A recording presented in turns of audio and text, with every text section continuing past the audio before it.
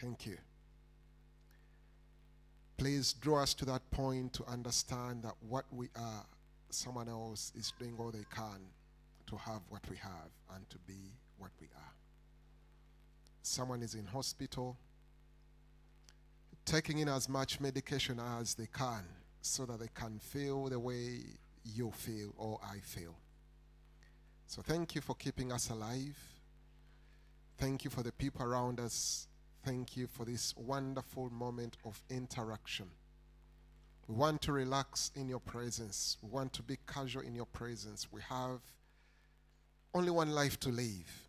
And let this day be a day that is going to be a day to remember. Let us learn from it. Let us unlearn from this day. And let us relearn. I'm very sure as everyone speaks, as we spend time together, there are going to be a few things we are going to learn. There are going to be a few things we need to unlearn.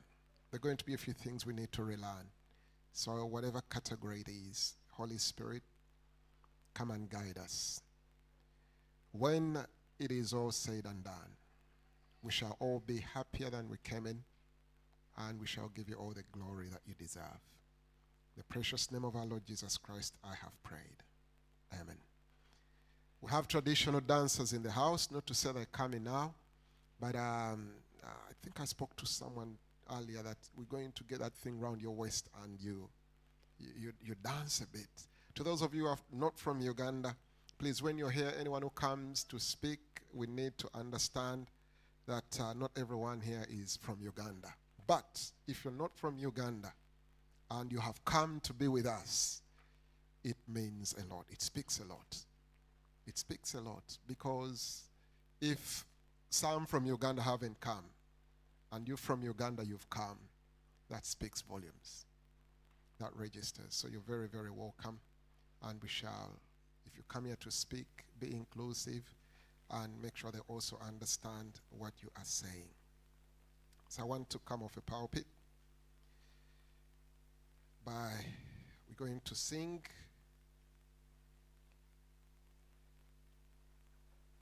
anything you see me do and I don't do it right, bear with me. I'm more used to reading the Bible and teaching the word, but when it comes to at what point do they sing the national anthem, I may get it wrong. I don't know, but I'm open-minded to learn. When do they do this? When do they do that? But I'm so happy to introduce or to inform you that in our presence we have His Excellency, the Deputy Ambassador of the Republic of Uganda to United Kingdom and Ireland, Ambassador John Leonard Mogera is in the house. So we celebrate your presence, sir, and it's good to have you around. That's a gentleman. It's a wonderful day. I don't know what it would take you to get an appointment to see him, but there he is. Free of charge, no appointment at all. He traveled with some few people. He will introduce them.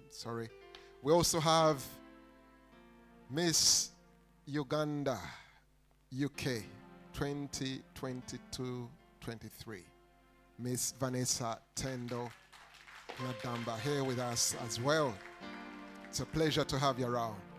Then we also have, that's why I said when you see me making mistakes, because every time they say your name, they don't say Mr., they say Owechitiibwa. So if you see me saying Mr., you say he's learning. So bear with me. So we have in the house the representative of the Buganda Kingdom Communications, Owechitiibwa Frederick Albert Mokongo in the house as well. So we have you around. We also have, to some of you I've ever heard, some maybe you've never seen that clip, but I did an interview which I found myself very interesting. We have Abracadabra Media in the house as well. You are very, very welcome.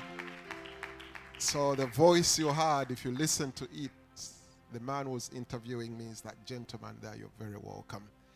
And it was awesome, was it?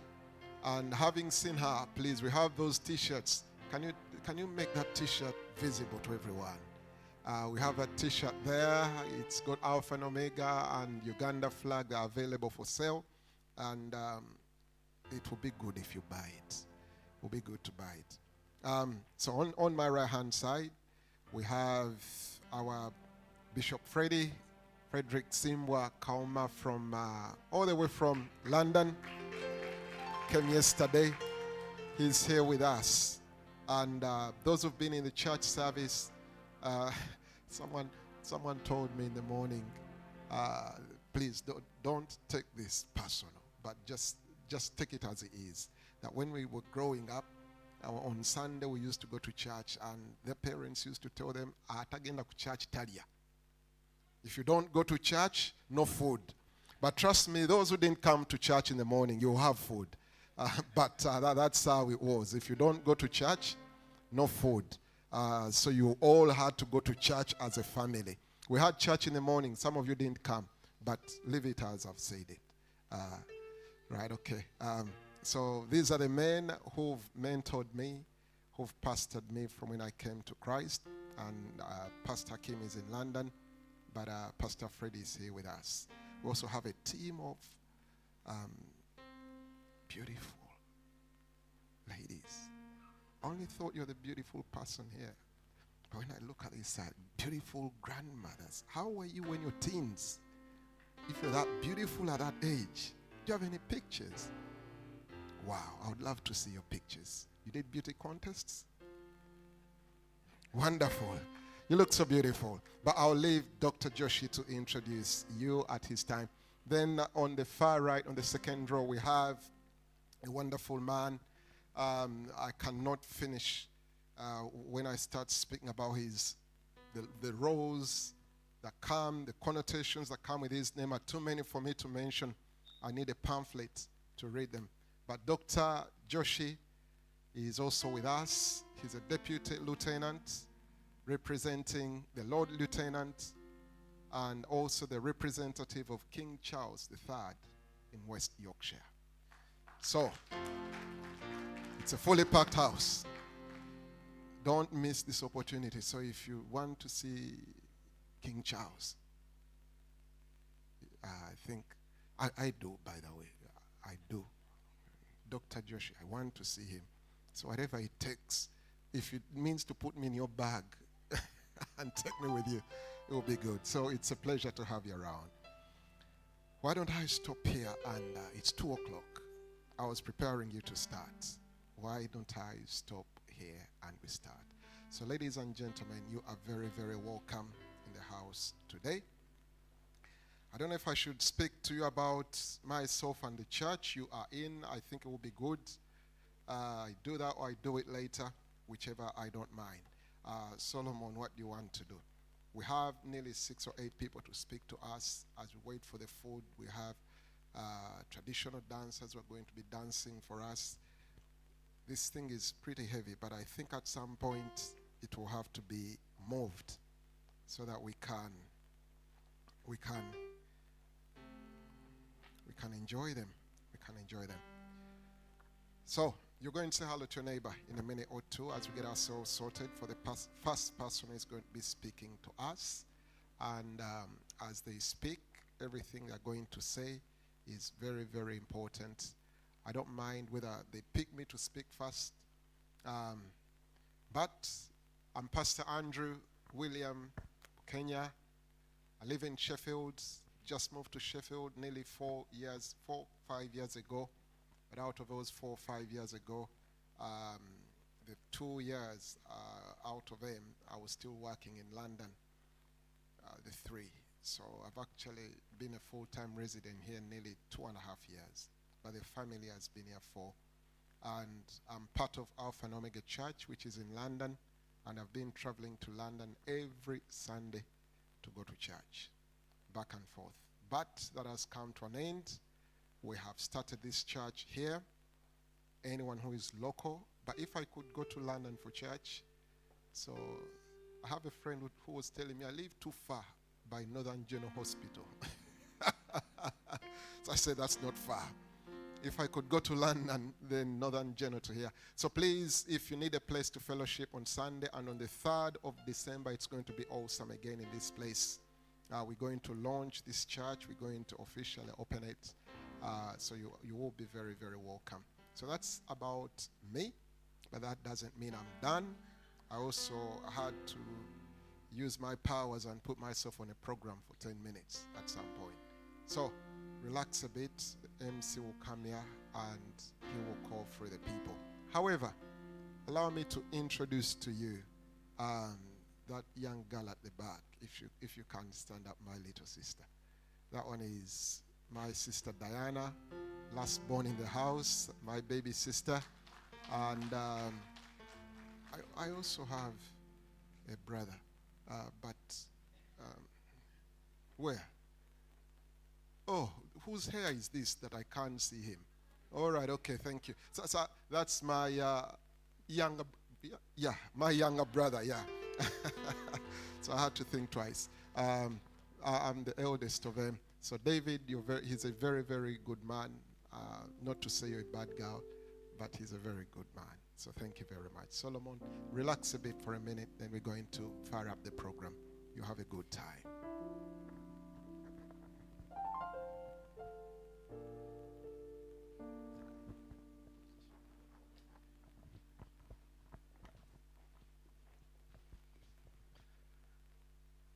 Okay, now you can relax.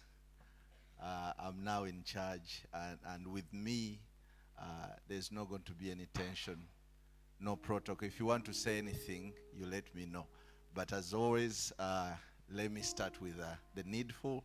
Your Excellency, the Deputy Ambassador of the Republic of Uganda, Miss Uganda, representative from Buganda, representatives from NSSF, Dr. Josh, and the entire team, distinguished guests, ladies and gentlemen, welcome.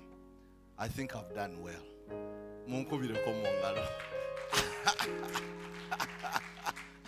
I'll leave it there, because if the pastor was to be corrected, who am I not to be corrected? If I've got it wrong, I apologize. But at the end of the day, we are having fun as much as we can. Welcome to this event. Welcome to the celebration of Uganda independence. My name is Solomon Mwebia. And I'm a Muganda, and I'm English as well. And I don't know how that sounds, but people at home like to say, Ova Bungereza means, are you from the UK? And I tell them, of course. Are you English? Yes, they like to ask that. They know I'm a Muganda, but they still ask. So I'm a Muganda from Buganda Kingdom and from Mbogo clan.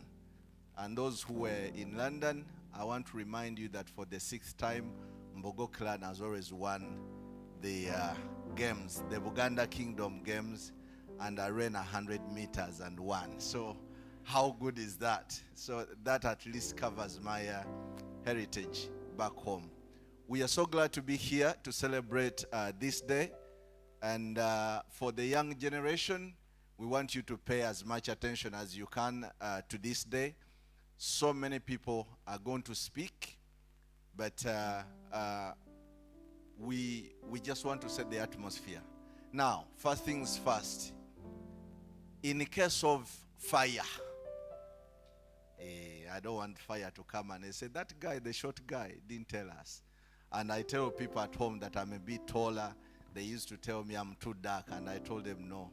If you want to see someone who's dark, go further north, but I'm an albino where I come from. So the complex is, my complexion is quite good. So, in case of an emergency, if you see fire exit, those green things, they don't look like fire, but when fire comes over there, not fire of the Holy Ghost. You've had fire of the Holy Ghost already. So keep that one in your hearts. But I'm talking about the fire, the one you're used to. Fire exit over there, and where you came in, you just go outside in the car park. I now appoint that car park as a fire assembly. By the power invested in me, that car park is now a fire assembly. So I don't want to see anybody in the road because there is fire. In case of any emergency, over there, that's where we go. The restrooms just outside to my right. On the right, ladies and gents, over there. If you have any other question, those are the main ones. Now we are going to eat later on. I know that's a very important thing, and it changes the function. If you live here and you haven't eaten, at some point they will say, the other guy, when he came, is the reason why we didn't eat. The first pastor said there was food, but that guy didn't do it right. So I have to promise you again and to affirm that there is food on today's event. So feel free, be comfortable, and we are going to eat. Now, before I go any further, you, the elders, especially Pastor Bishop Kauma has talked about it. You always have to tell us these things. 1984, 1996, then 2000 this, and you know when I was old. But when we were young, all you used to say, "Mwana gwe vawa, nze ndi mukulu ekimala temunziramu." So when you say, "Move away, I'm old enough, how am I talking?" and you answer back, it means we're not getting anywhere. Because when you leave, you're going to live with your bukulu, and you live with everything you know. So these are very important days. When history like this is in the making, please tell us everything. At least we'll write somewhere for the young generation, because you have your children and you keep telling them, this one is my child, but he's from England. They don't know anything. They won't know if you don't tell them. So on a day like this, give us all the history. We don't mind. Some of it is not good, some of it is good, but some of us are interested to know, and these young ones want to know as well. So thank you so much. Now, we have so many speeches coming up, and don't count mine as speeches. They're just preparations for the main speeches. So now I need to get the first people to speak to us a little bit, and keep your eyes on me when you're talking, apart from the people I mentioned, because I'm in charge today. I'm the chief whip, and I'm the timekeeper. When you're talking, I'll say that, okay, that's enough. But I'll give you enough time to speak because you came here and people are ready to listen to you. But I want to thank you for honoring the invitation. Now, diaspora insurance. Let me get the representatives and those in charge to come here and tell us about insuring our lives. You know, we talk about insurance and we think about, I'm giving them my money, but I'm not getting it back. Until your car breaks down on the road and you have to ring someone, or you get knocked and you ring a friend who has a garage. So you know those questions you ask them. So this time around, it's a different game. So please speak to us, and let's put our hands together for them. Thank you so much. Thank you.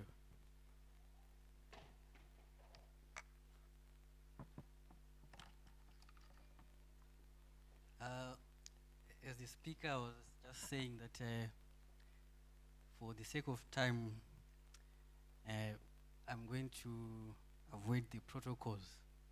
So all protocols have been observed. So we at Diaspora Insurance, we are an insurance company. We have been operating in the UK for the past 12 years. We are going into our 13th year. So the company was created mainly for diasporans, for African diasporans living in the diaspora. So we noted one of the biggest challenges that we faced as diasporans was when it came to death. I know it's a topic that many people did not expect to hear today, but it's a reality of life. So there was a challenge when it came to death. So people would have lived their life well, but the end was not dignified because of lack of resources. Some people, they wish to go home to be buried next to their parents, or some people even wanted to be buried here, but when it came to the resources, it has always been a challenge. I'm sure the ambassador and the pastors have faced many cases of people failing to get a dignified funeral. So we at Diaspora Insurance, we came up with a product that we have designed for the Africans in the diaspora. So it's an opportune time that I'm here at the independence celebration. We can't be independent without resources as well.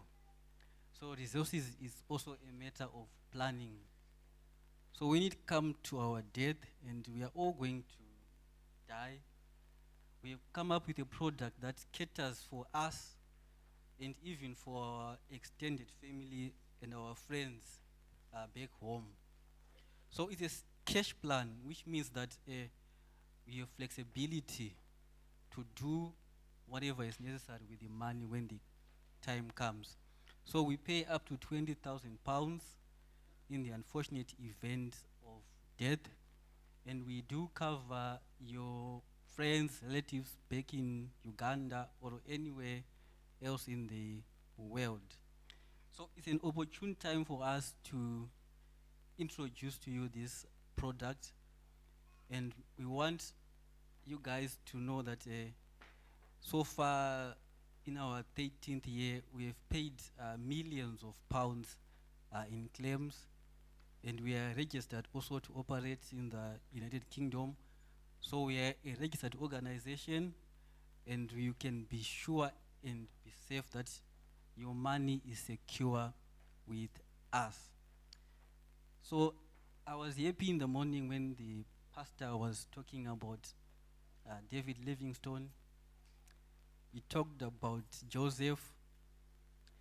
There was no GoFund when Joseph died, and even when David Livingstone, because they had prepared for their death. So I just want to take us to Genesis 25, verses 9 to 10. That is when Abraham died. For us Christians, we say Abraham is our father. We say Abraham, in terms of faith, we can't compare to Abraham. But I just want to read from this verse. Now, this is after Abraham had passed on. His sons, Isaac and Ishmael, buried him in a cave of, forgive my pronunciation, of Machpelah near Manre, in the field of Ephron, son of Zoar, the Hittite. The field Abraham had bought from the Hittites.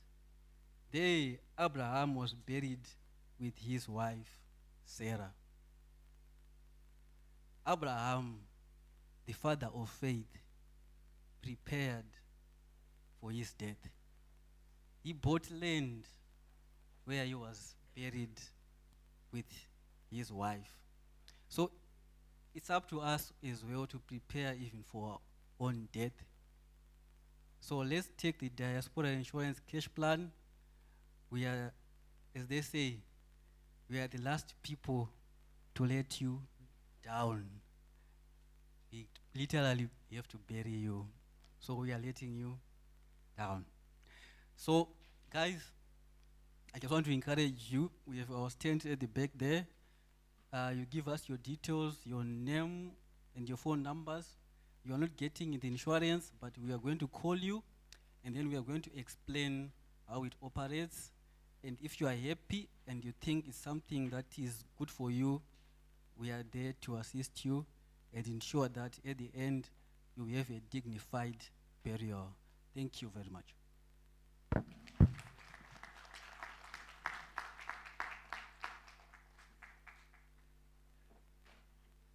Okay, thank you so much. The Diaspora Insurance, you've brought services closer to us. I'm not planning to die soon. I'm going to hold on to this life, even though there's life after this, but I'm hopeful. I believe God to be here for some time. Last night, something strange happened, and sir, the one who's just spoken from Diaspora Insurance, how would you handle this? Uh, an old girl from the same school I went to. I went to Molly and Paul, and so many people here were. I know the High Commissioner and Pastor Andrew went to the same school, and I can't believe my former school was removed. So we don't have a secondary school, but we have it in the head. But one of the old girls yesterday traveled from Uganda, and she was going to Canada, and before they passed Iceland, she passed on the plane. And they had to divert and leave the body in Iceland and proceed to Canada. So diaspora insurance, how would you handle that? Because you have to repatriate the body from Iceland and then send it to Uganda, and that's something big. So come here and just put a bit of light onto that. I'm very happy for that question. So what we said is we are a cash plan. We pay out within hours of someone being deceased. As long as you show us the proper documentation, within hours we make the payment. So we pay up to £20,000, and with that money, you have the flexibility to do what you think is right, depending on the circumstances. So that's the flexibility of cash. Cash is king. Whether you're in Iceland, I don't know if you are in Ukraine, but cash is flexibility, but in Gaza, I don't know. But where everything is functioning properly, we give you the money, and then you can decide. Whether you want to be buried back to Uganda, you want to be buried in UK, Iceland, you want to be cremated, or in some cases, some people even go missing. So they are presumed dead. We give out what? The money. So with some other insurances, when you are missing and then you are covered for a coffin, what are we going to do with the coffin? So you see, that's the advantage of having a cash plan. Thank you. Let's put our hands together for him one more time. I'm now loving cash plan. I'm loving the cash plan now. But I can see some people planning to cremate some people, and just don't do that. When they give you cash, you take the actual body back home. Thank you so much. Now we are having another speaker, and these people you need to pay attention to, because where your money is going, your mind and brain and everything needs to be there. So pay attention. If you have a baby that is crying, give him to me. I take care of babies. I'll feed them, but you give me the bottle of milk as well. But some people used to look after babies, and you drank baby's milk back in those days. This time around, we won't do that. But I just need you to pay attention to the next speaker. Now, allow me welcome Madame Penina and the colleague from NS.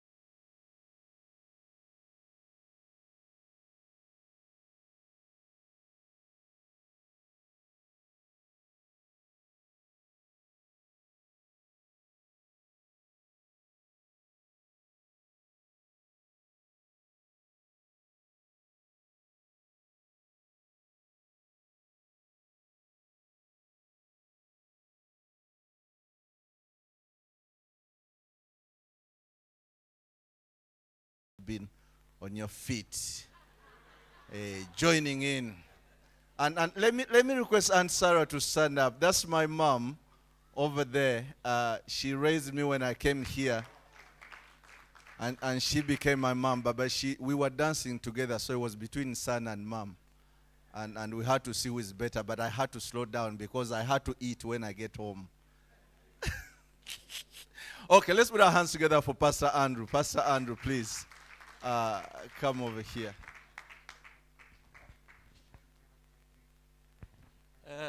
Your Excellency, ladies and gentlemen, thank you.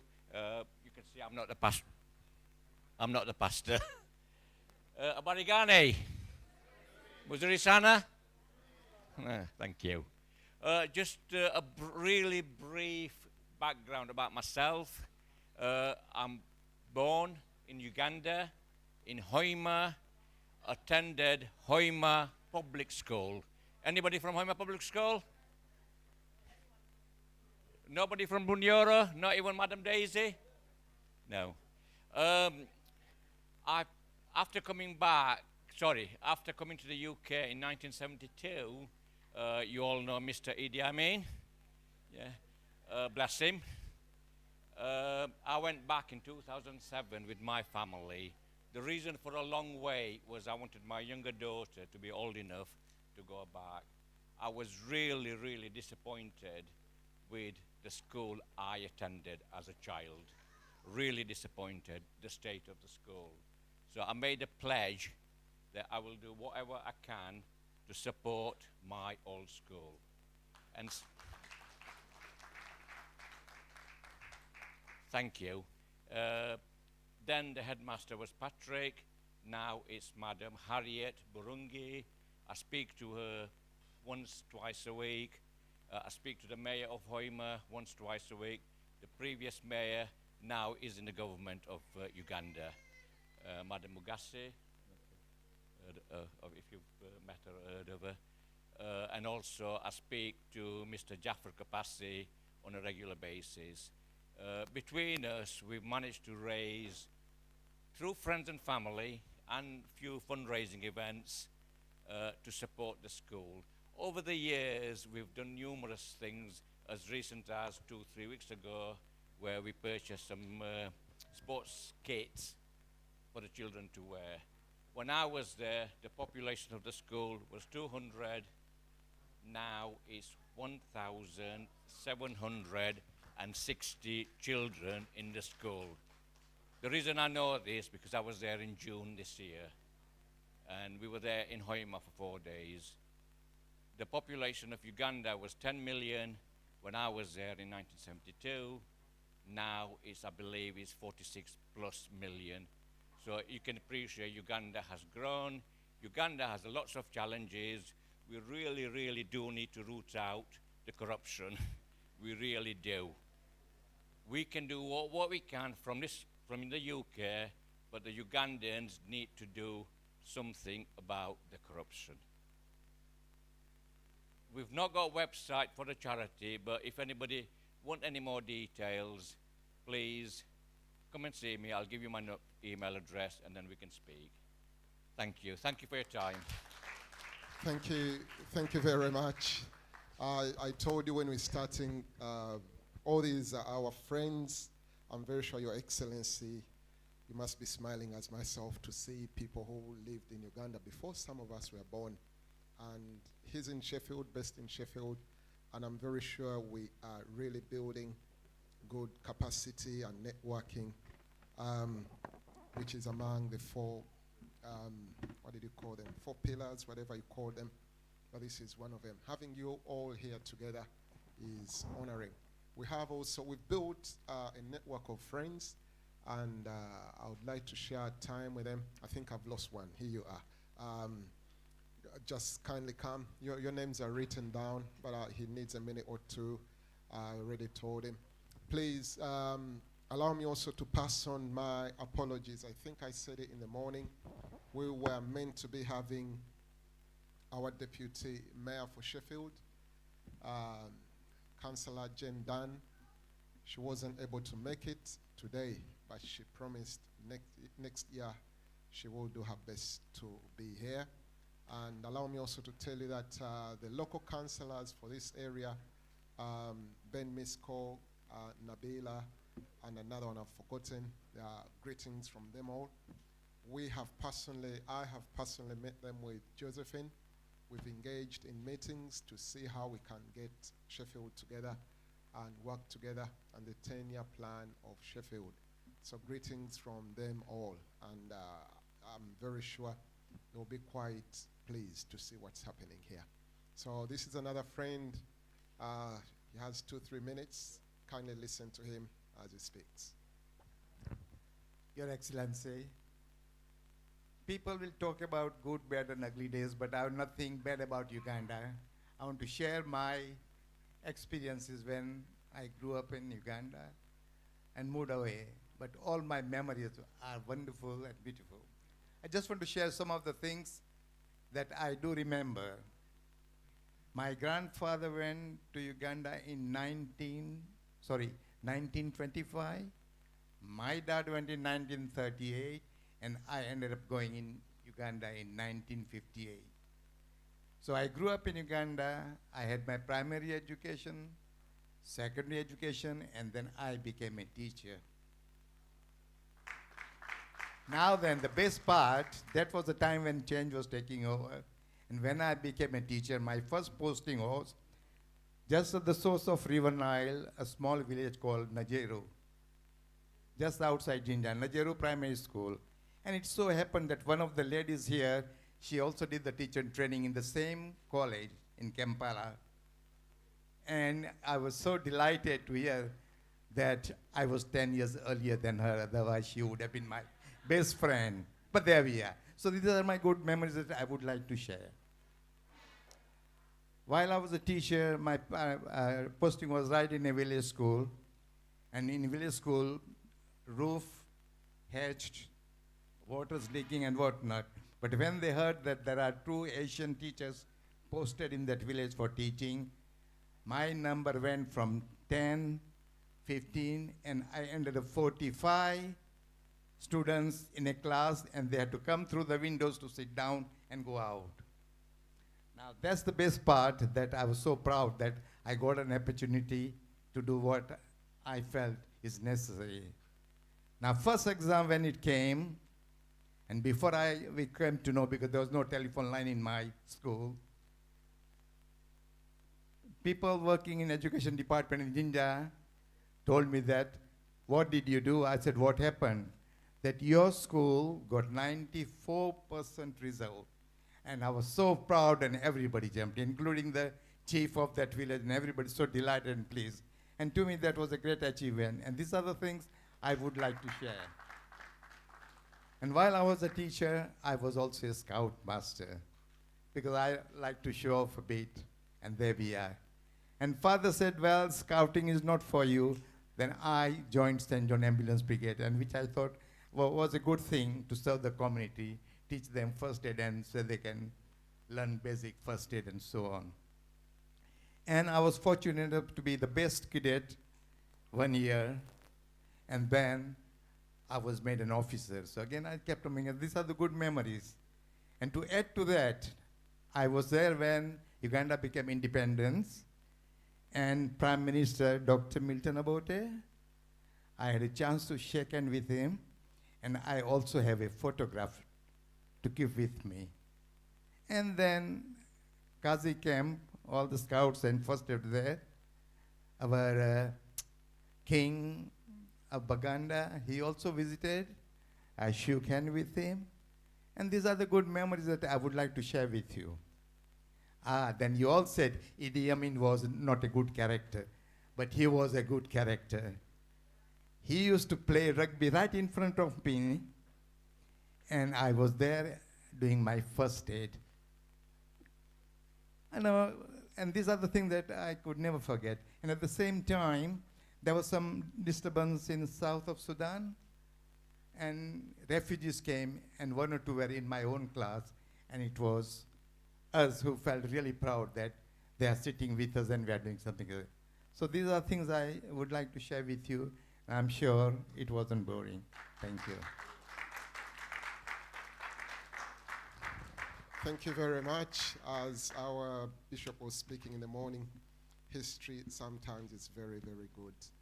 And we do anyone during that time, whatever you did to make Uganda what it is today. Thank you very much.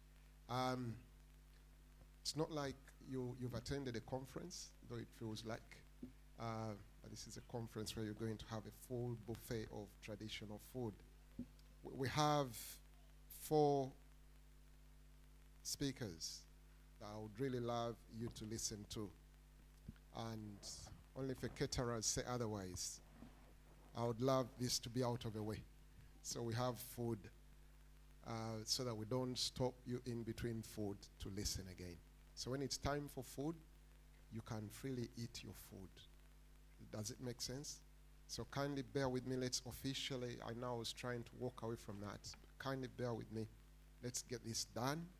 Accord His Excellency the time he needs. Accord the kingdom representatives and our pastor as well. And also make sure you don't miss a blessing. And please, when you go to get food, food is already paid for. So don't think twice. Am I going to be charged if I ask for it? Fill the plate. God paid the bill. God paid the bill. Bill is already paid for. I'll start off myself as I'll tell you a bit about where you are, what we intend to do. Then we will move into, then at that particular point, we'll have Vanessa here, then the kingdom representative, then we have 2 kingdom representatives. We have a kingdom representative from Buganda, and we also have a kingdom representative for King Charles III in West Yorkshire. So he is within our midst. I'm representing the King of Kings and the Lord of Lords. So I'll start. Alpha and Omega Ministries, as you see behind here. I'll tell you a bit of background of myself, the person standing in front of you, Pastor Andrew William Kenya. Only moved to Sheffield just about 5 years, like I said. And within those 5 years, 3 years, I still worked in London. So I have only lived in Sheffield fully. Spending a whole week in Sheffield, maybe only 2.5 years. But we have a passion, we have a desire. And our senior pastor, Pastor Kim Semakula, is in Uganda, so it upon himself, thought it wise that it's quite important, and we start a ministry in Sheffield. So there is Alpha and Omega Charlton, which is in London, and this is Alpha and Omega Sheffield, which is here. Before this church started, I have faithfully driven back to London every Sunday to go to church. That's a commitment I've had to my church. So I've gone to London every Sunday and coming back Sunday. At that point, allow me to say thank you to my children who've allowed me to be away from them during Sundays. And the youngest is 11. But I remember the days when he was crying every time I left home. And he used to tell me, Dad, why do you have to go? But little did he know that sometimes God is preparing us for great things. And in order for God to trust you with something, you need to be faithful with something else. So, but that will be saved for the 3rd of December. 3rd of December, I invite you all again into this place. We're going to officially launch this ministry. Now, also my wife, thank you very much for the support. Being married, working away from home, fellowshipping away from home, because that means when I was still working in London, I only came on a Friday night and left on a Sunday morning.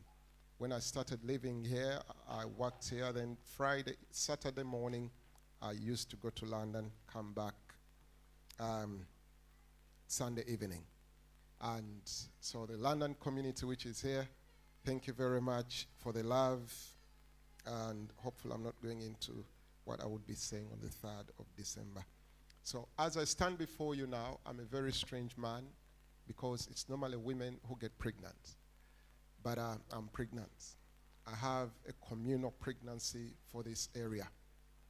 And to us all as Ugandans here in Yorkshire, Sheffield, and wherever you are.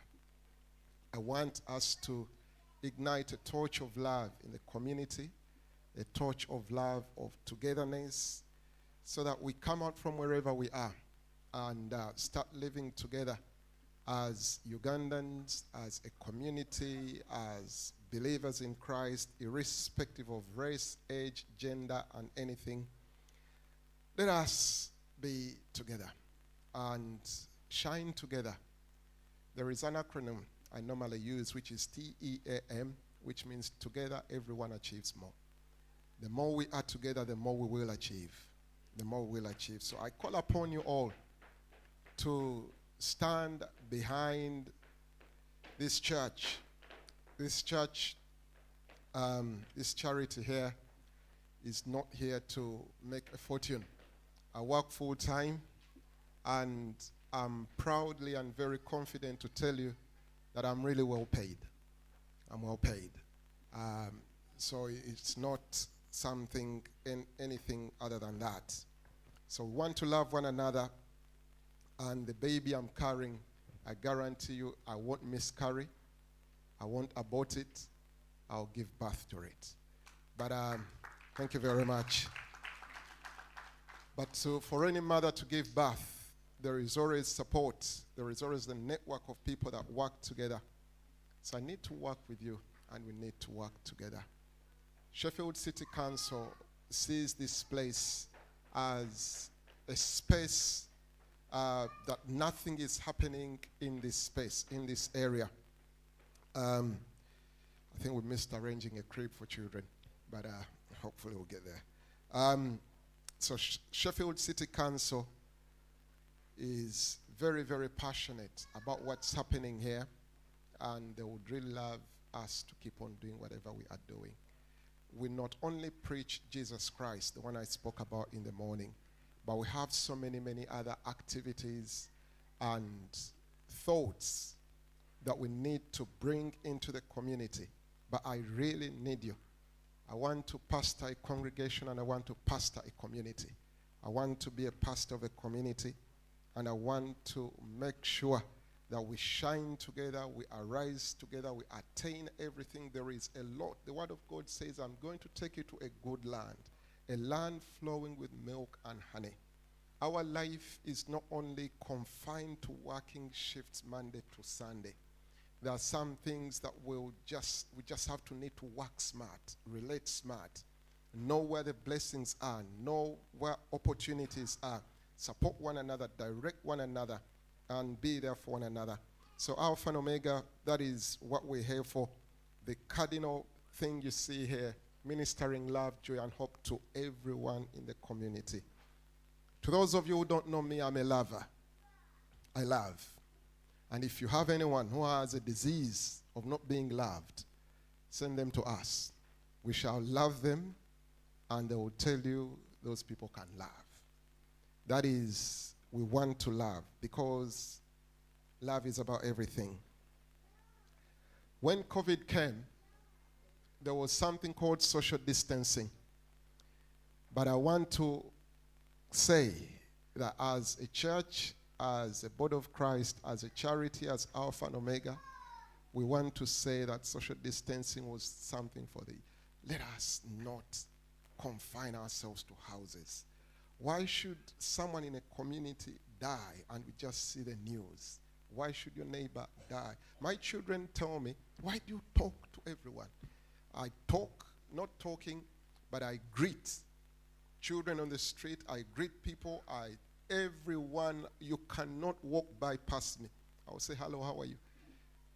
The children in our area where we live, when I'm with my children, they go home, I stay coming up the stairs, talking to children, ask, how are you? What's your name? Because I want to connect with everyone. We want to love God. We want to love our neighbors. We want to be one. We want to be together. We want to, we have to get it right. We have to get it right. Trust me, you don't have it all. But that one thing that you're looking for, someone else has it. Someone else can fix that thing in the puzzle, and it will get going. It will get going. So let's shine together. Let's arise and come out from wherever we are and make something out of this. Martin Luther said, I have a dream. But I want to borrow that and say, I have a dream for this community. I want to see each of us shining and doing what we are supposed to do. Every Friday, we have a Zumba class here, aerobic dance. We come in here at 7. I wish I had the time. There are some things that I look at. The children who come here on a Friday, 11, 10 years, 12 years, already in relationships. And, this started me the first time I started. And I said, what is happening? The things that we were not allowed to even know. There was one I was speaking to, she was telling me, I've been dating from year 3. I said, what? From year 3. And we started counting. I told her, how many relationships have you been through? Year 11 now, but from year 3, she started counting. So I said, these children need it. They really, but to them, that's all they know. I gave one a Bible to read, and he said, this is the first time I'm holding this book. But these are the books we grew up reading. But you can see how far the community has fallen. And blessed is the nation whose God is the Lord. So it is, but we need to do something. So, but when I speak, when we sit to pray with them, prayer is something. So we need to steer the ship in the best way possible. Sometimes turning a ship is not very easy. If a ship is making a corner, it may take another mile, but so I know where we're heading to. You wait, you'll see what's going to come out of these aerobic dances. You will see children here. You will see drug addicts changing. You will see ex-prisoners giving their lives to Christ, living constructive lives. I told you I'm pregnant, so I'm speaking about our pregnancy. So you are very, very welcome every Sunday here. We are here, and I thank everyone who's been around from when we started, 6th of January. Small community, but please, people from Sheffield, allow me to invite you to always come and be here with us. When we finish church on Sunday, we have the Happier Together Lunch Club. So we don't believe that you come to church and go home. Stay around. Let's talk. Well, what are you rushing to? What are you rushing for? Stay around and connect, network. Man is a social animal. You only shine by not the amount of money you have. It's the networking. Money does. People who told you money fixes everything, they are jokers. Money can be one thing that can send you to your grave before you're supposed to go.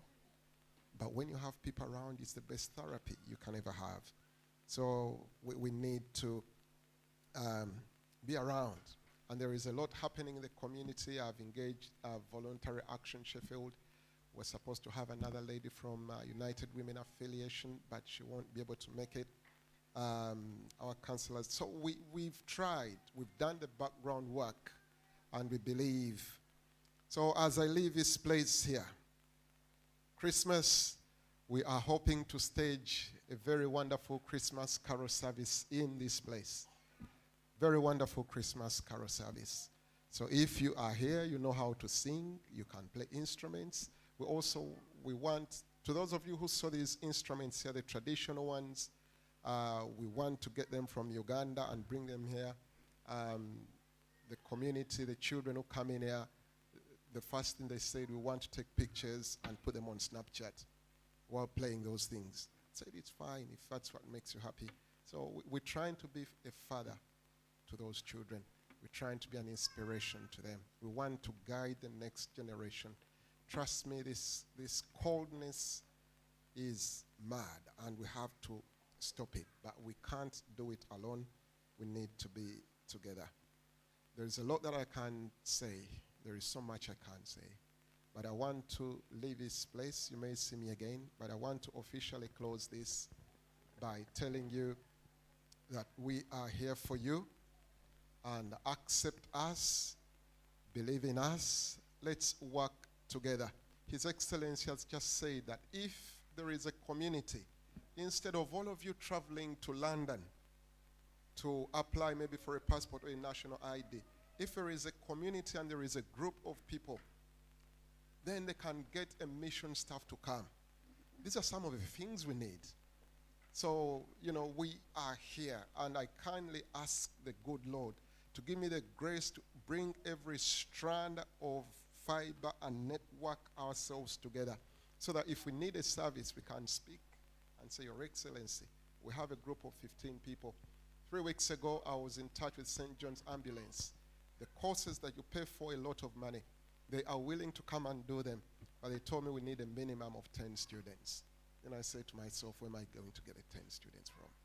But who doesn't want mental health first aid at work delivered by St. John's Ambulance, and you get a certificate from them? It's a well-recognized organization. These are some of the things that we can achieve as a community. We put them out together and invite them.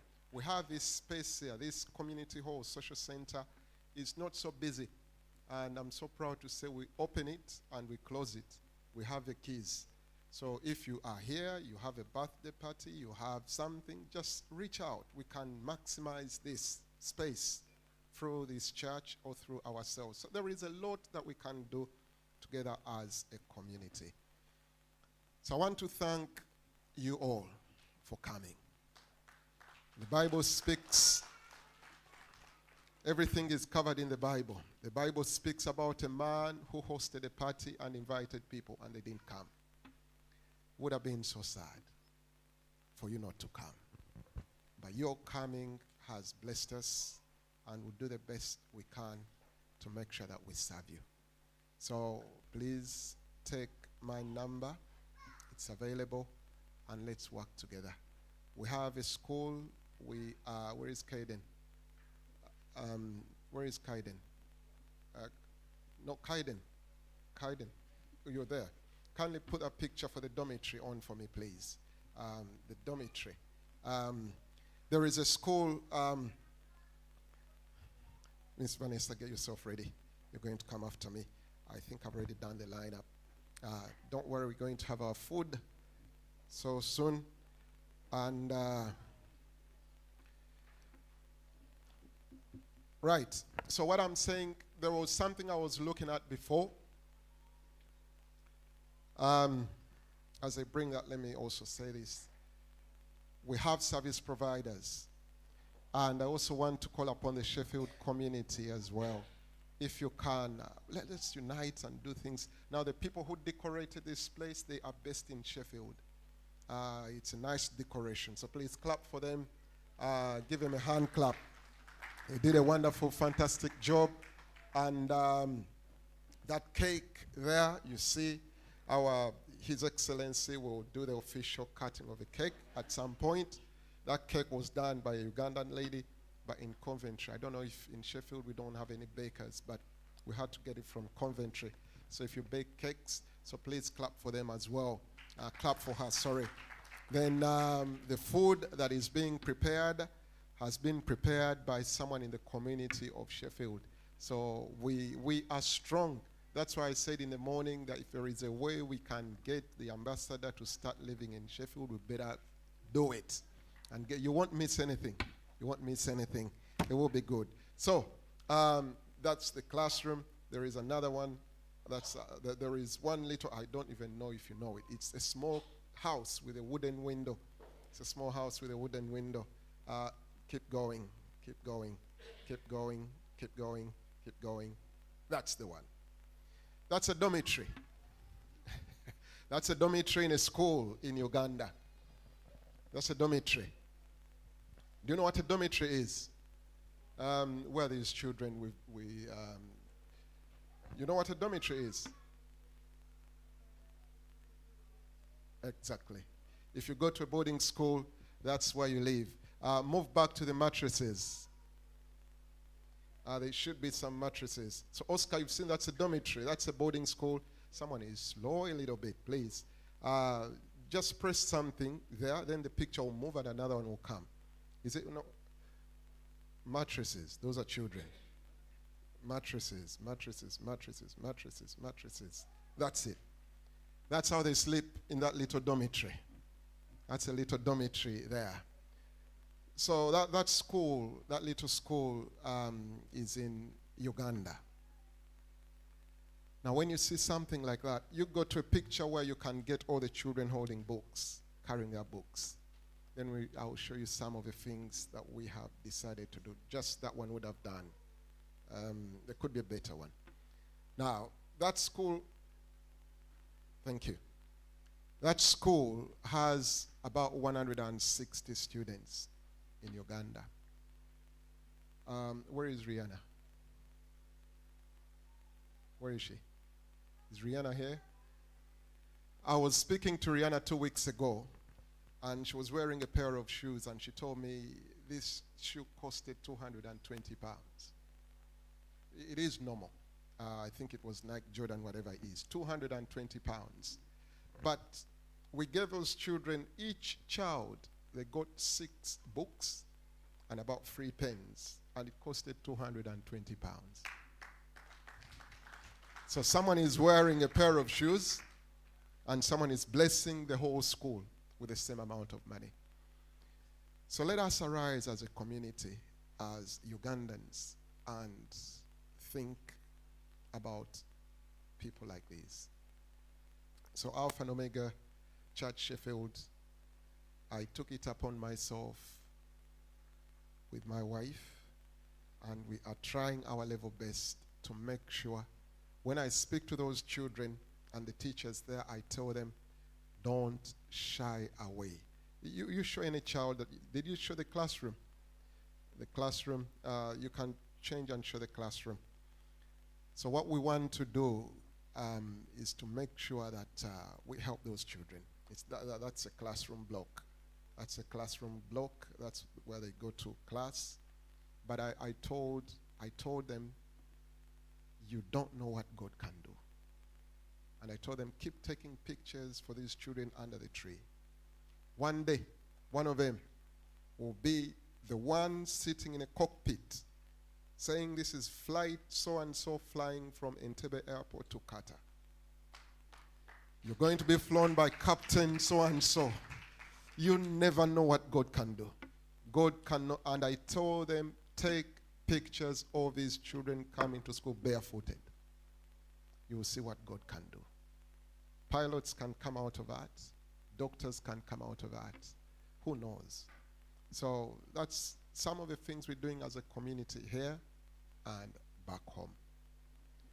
Thank you very much for listening. Can you please give me a hand clap? I love it when everyone clap. No. You are all going to clap for me. Kindly leave whatever you're doing and clap for me. Please, give me a hand clap. Thank you very much. Now, we are so privileged. You are going to listen to 4 wonderful people. But amongst us, we have Miss Vanessa Tendo Nadamba, who is Miss Uganda 2022-2023. She runs a charity, but I will not preempt what she has to say. But kindly listen to her for not more than 10 minutes. Then we shall carry on. I'm very sure by that time the food will nearly be ready. And when our bishop blesses us, eat, relax, interact. And if you have any question, we are here. Let's join our hands together and welcome Miss Vanessa Tendo to come and speak to us briefly. Thank you very much.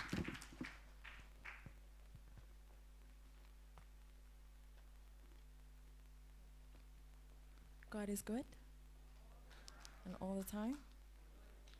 Hello. Good afternoon, everybody. His Excellency, I'm so honored to be in front of you today. OHT, thank you so much for gracing me with your presence today. And thank you so much, Mrs. Bukenya, Mr. Bukenya, for inviting me here today. I've just realized today I'm such an emotional person. I was watching the dancers here just dance before, and I literally nearly cried. And it's not tears of sadness; it's just tears of gratitude. When I'm so happy, I actually get so emotional. So bear with me.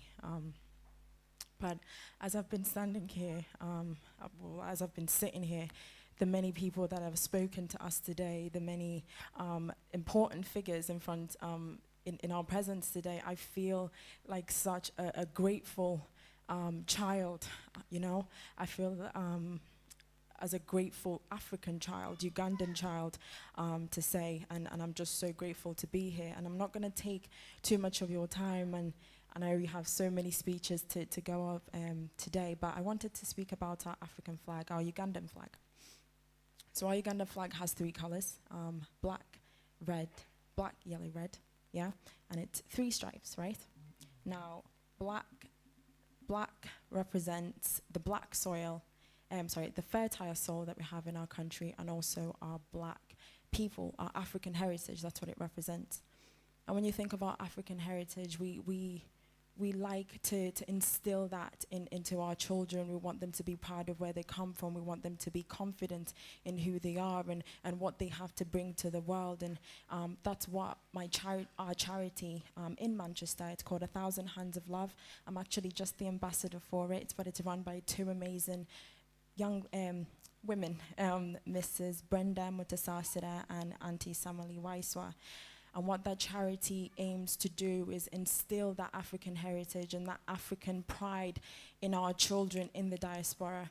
A lot of you do see how a lot of our children struggle with identity. They struggle with knowing themselves, and they're not confident in who they are and where they stand in the world, you know? And what that charity aims to do is instill that African heritage, their cultural background, and make them just believe in themselves, because there's so much that you can achieve when you believe in yourself. But as the many challenges that many people have been talking about today, there's not as much engagement, right? And it has nothing to do with the kids not wanting to be involved, but the parents aren't doing their job in terms of getting their children to want to be active in their cultures. It's so much more than just telling them, oh, you're Ugandan, this is where you come from. You need to actively take them to these places that are going to teach them about where they come from, so that they can also have their own dream to then develop the country that they have come from.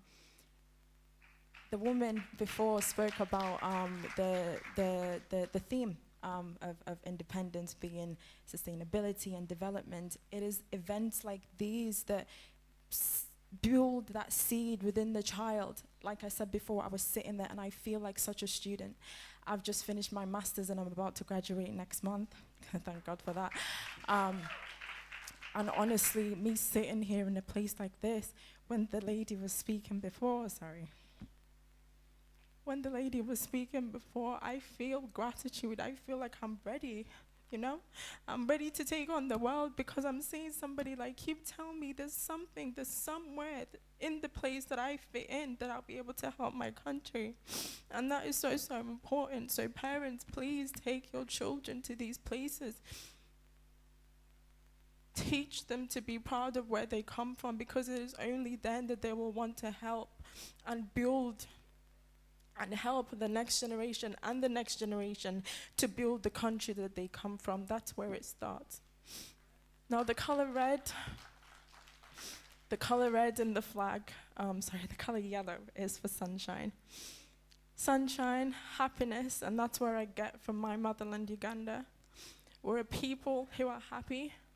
We're a people who are proud. We're a people who have a community. And I've been so, so lucky to experience that when I was back home. I was actually born back home. I went to Gayaza Junior School. And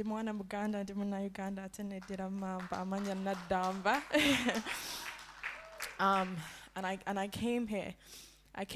And there's something so different that you get back home that you don't get here. And I'm not saying there's no community here in the UK, because there is.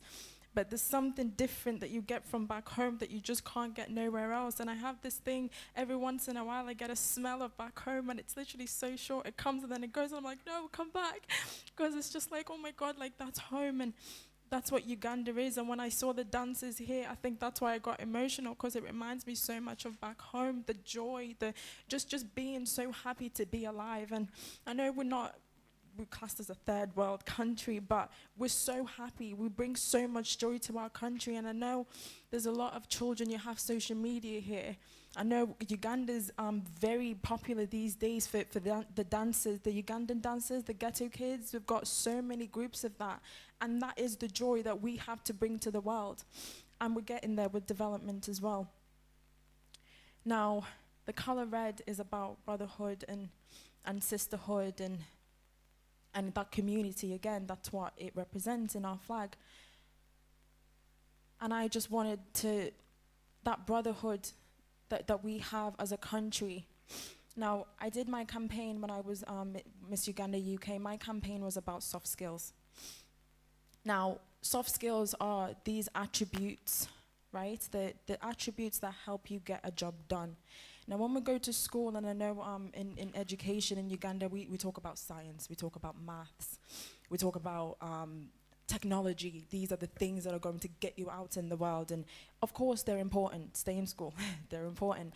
However, we don't shed enough light on the soft skills. Now, the soft skills are actually what builds that bridge to actually get you where you need to go. Because when you think of when you get in the job, everybody's qualified.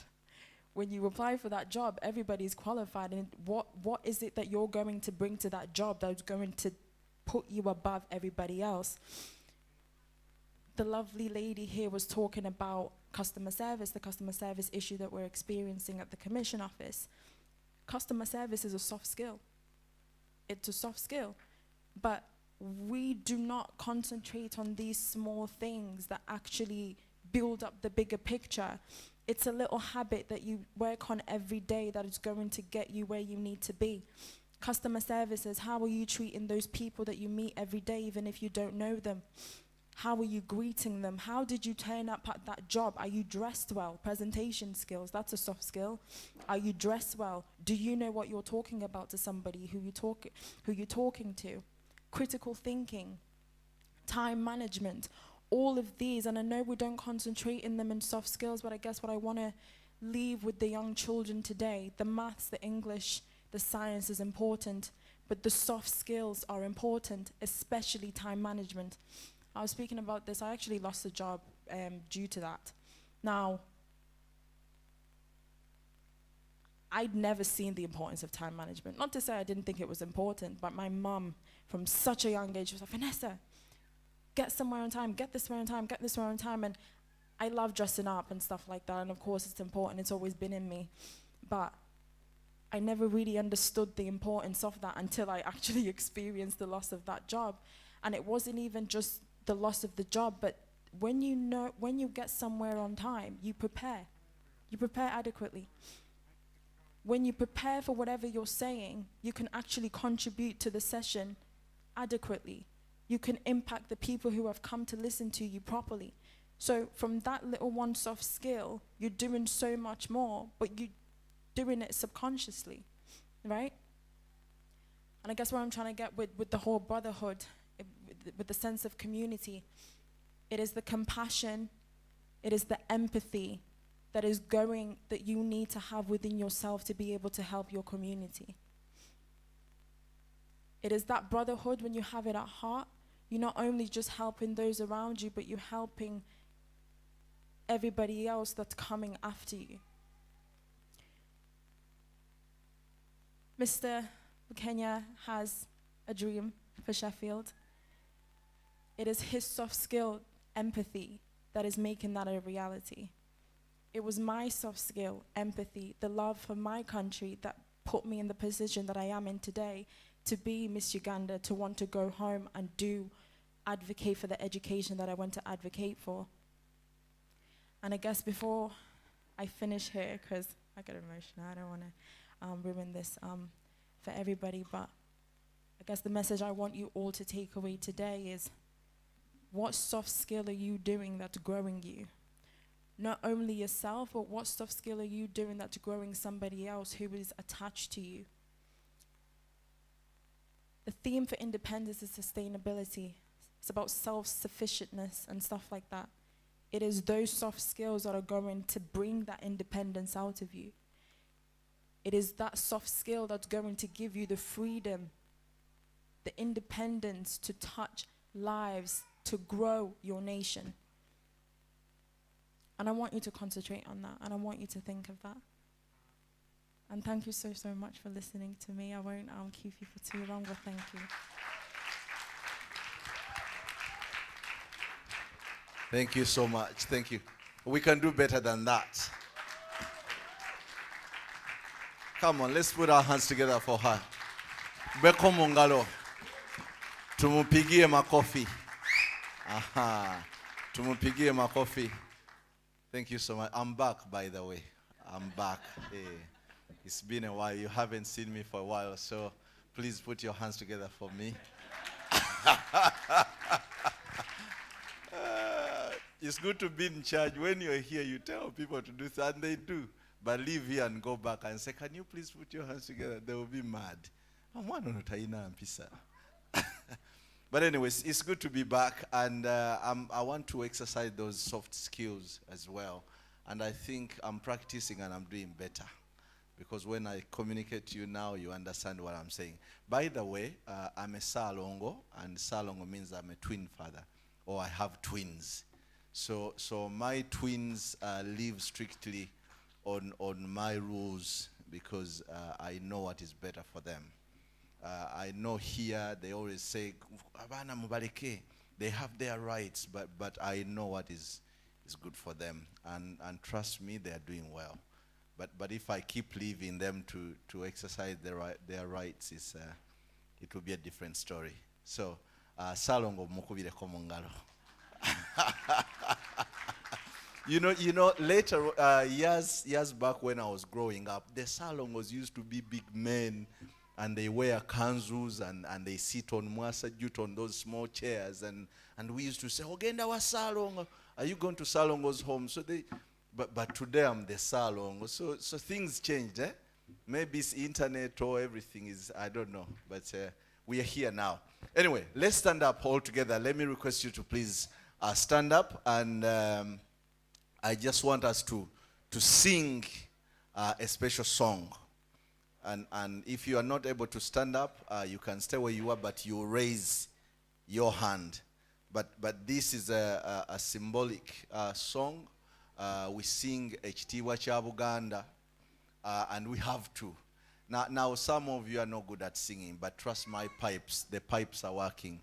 Mine are working. I'll project the song through my brain, and you'll be able to pick up the words and sing it along with me. Where are the choir members? Are they not here? No. Now this is what we sing together. Ekitiibwa kya Buganda is a traditional song. We sing our Buganda anthem. It's a Buganda anthem. We have to sing it because in the house we have Owekitiibwa.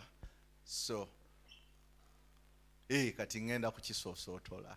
Okay, kale fenna tugende.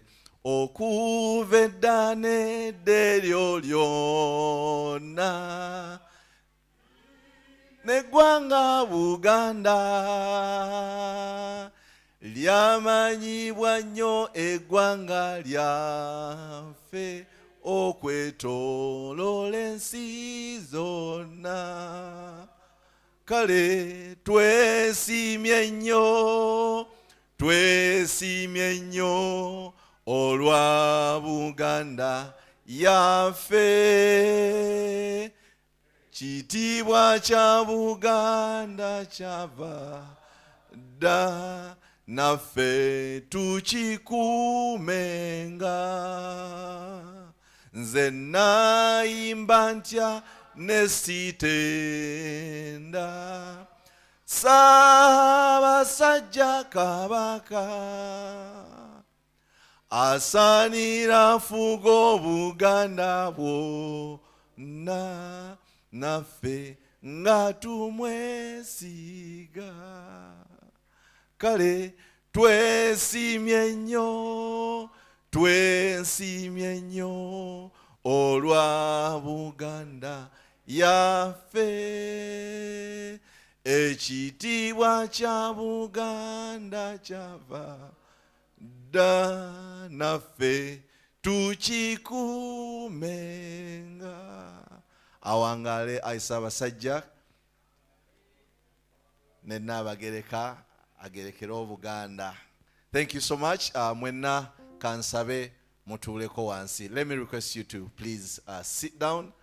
And as we sit down, ladies and gentlemen, allow me to welcome Owekitiibwa Frederick Albert Mukungu the representative from Buganda Kingdom.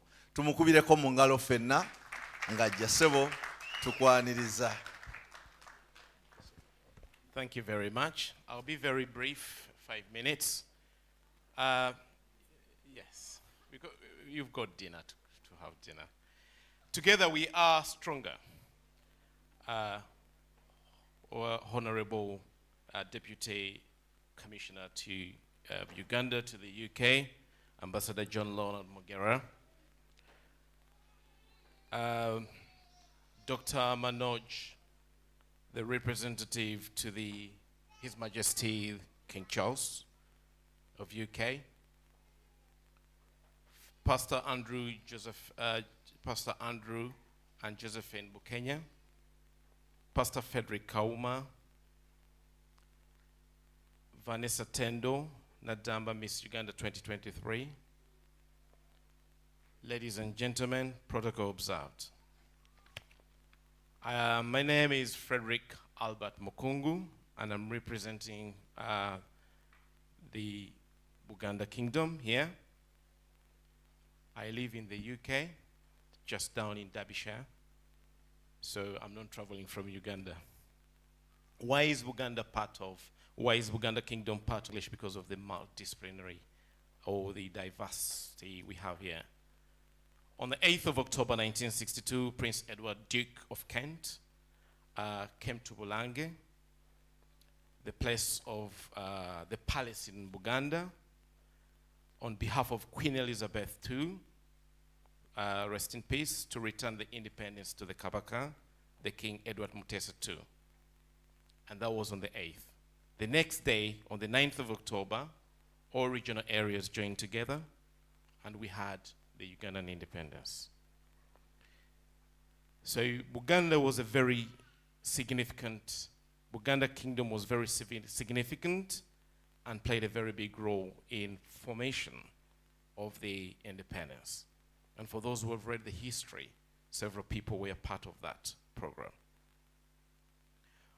From the Buganda perspective, we have celebrated this day, nga obulungi wansi, with all different governments.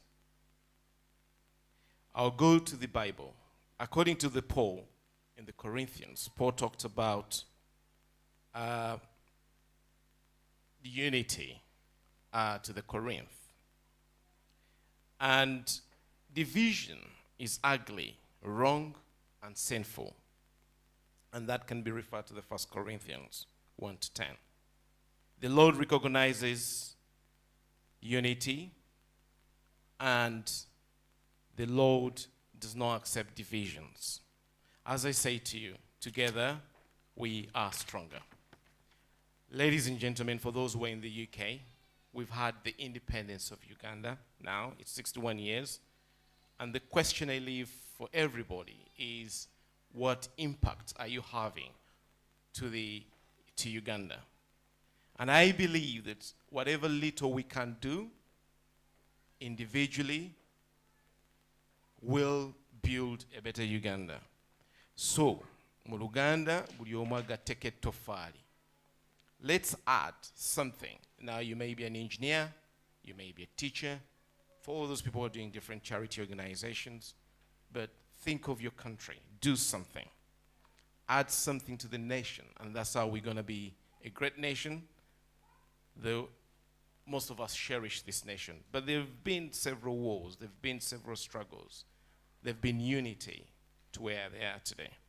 So ladies and gentlemen, I kindly ask you, do not, as Vanessa's mentioned, do not detach yourself from community. Be united, work together. Obumu.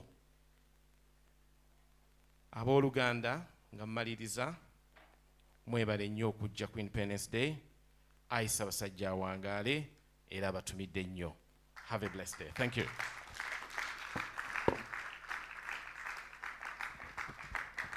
Thank you so much. Sebo tweyanziza tweyanzege. Tweyanzege means thank you very, very much. When we hear such information, it's great. And it's the right information for this day. Now, I'm not going to go any further because we are starting to run out of time. But I need to welcome friends of Ugandans.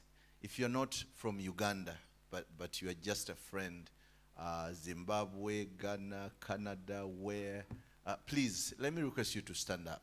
If you were just invited as a friend. If a friend invited you.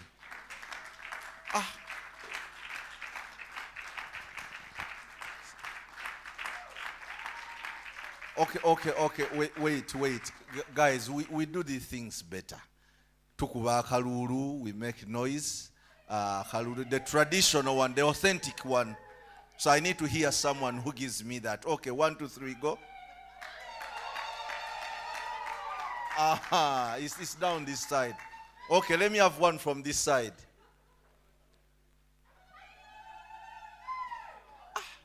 That's good, but it's lacking authenticity.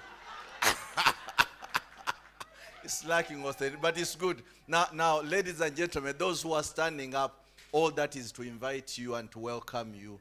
And that's the joy we have when we see you as friends of Ugandans. Now, make sure you learn the language because it's very, very simple. Just Uganda the country, Buganda the kingdom, Baganda the people, Uganda the language. Simple things. Very, very simple things. We don't complicate it. That is something you can pick up in seconds. What did I say? That's it. Buganda, the people. Okay. Just a quick one. Your name and who invited you. Check. Hi, my name is Abigail. Who invited me? Pastor Josephine. She invited me and her family. I am originally Rwandan and Nigerian, but mani Uganda. See, that's what I'm talking about. Amanyi chichi, Luganza.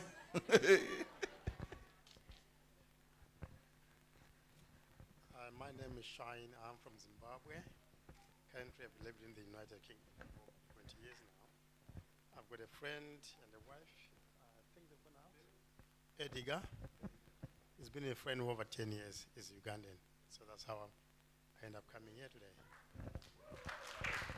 Yeah, he's got friends from Uganda and they've been here for over 20 years and he's got a friend who's been a friend for over 10 years. How are you? No, we're invited by a pastor of this church in Stradbroke. So this is a church, Alpha and Omega. We're so happy. Sorry, we are only taking 2 minutes. So we'll leave you a song to sing.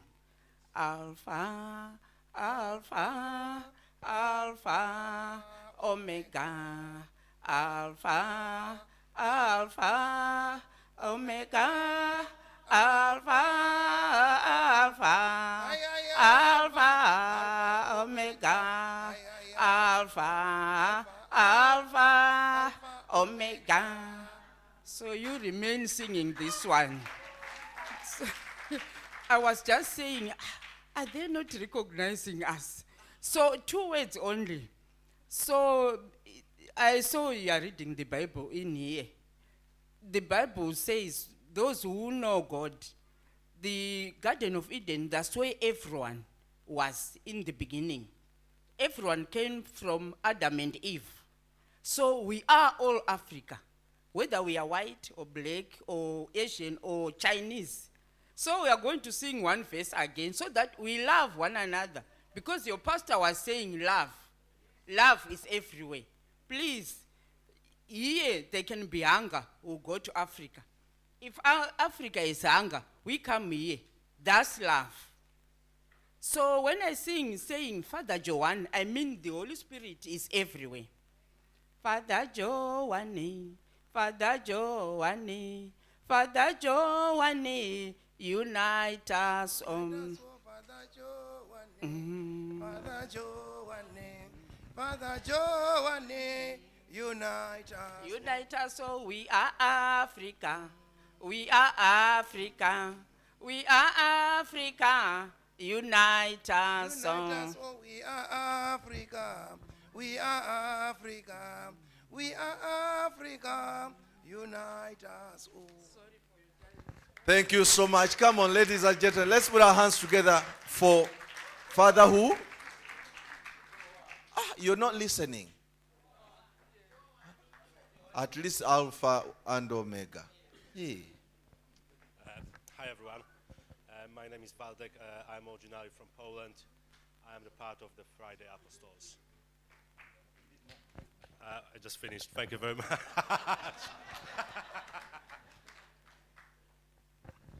My name is Ruth Burgess.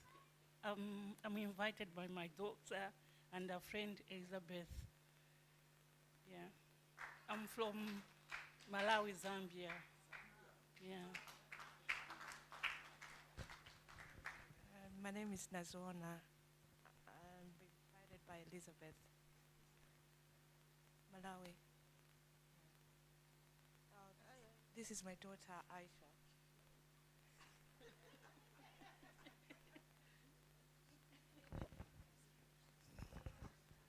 Joy unto you. Joy unto you. Hallelujah. I am Reverend Isaiah from Friday Apostle. I was invited by the pastor in this house when we met at a meeting which we met. So I'm very happy about this gathering of Africa. I don't see Uganda, I see Africa. So my message is, we are Africans. We should not forget Africa.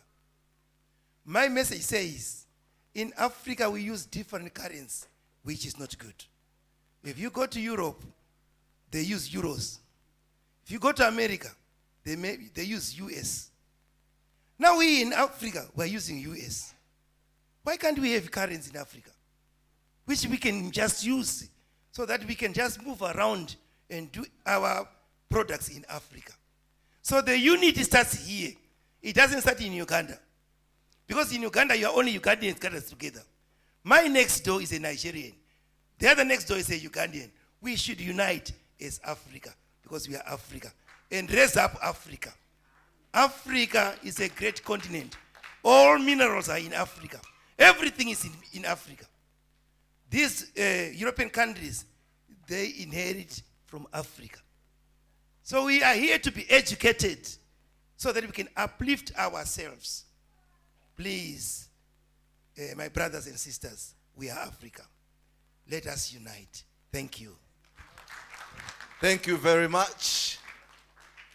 If I left you and I didn't mention your name, please raise your hand. Liz. Anang. Liz. Since childhood, she's been doing that to me. But, you know, when you're abused men, we keep it. Look at that. I'm being abused all the time. Even when I talk, she answers. But I love you, Liz. Thank you for coming. Now,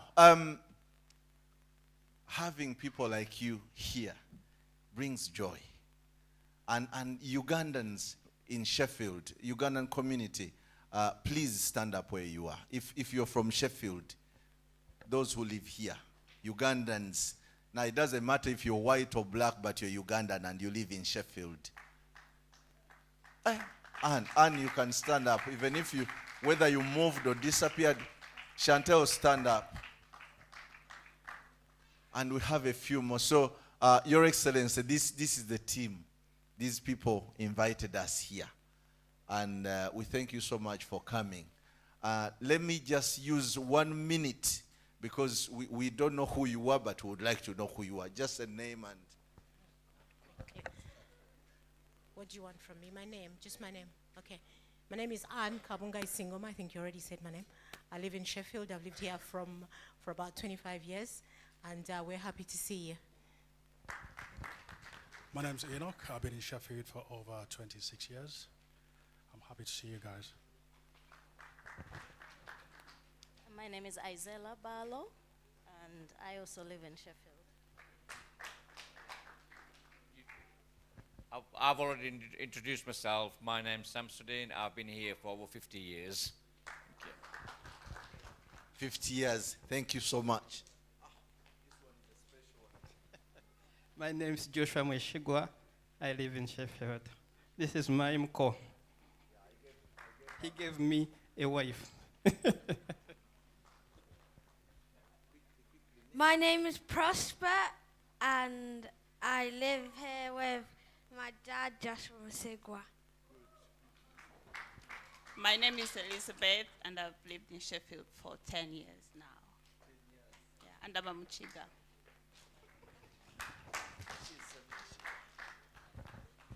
My name is Jennifer Kwikiriza. I live in Sheffield, and I've been here for 20 years.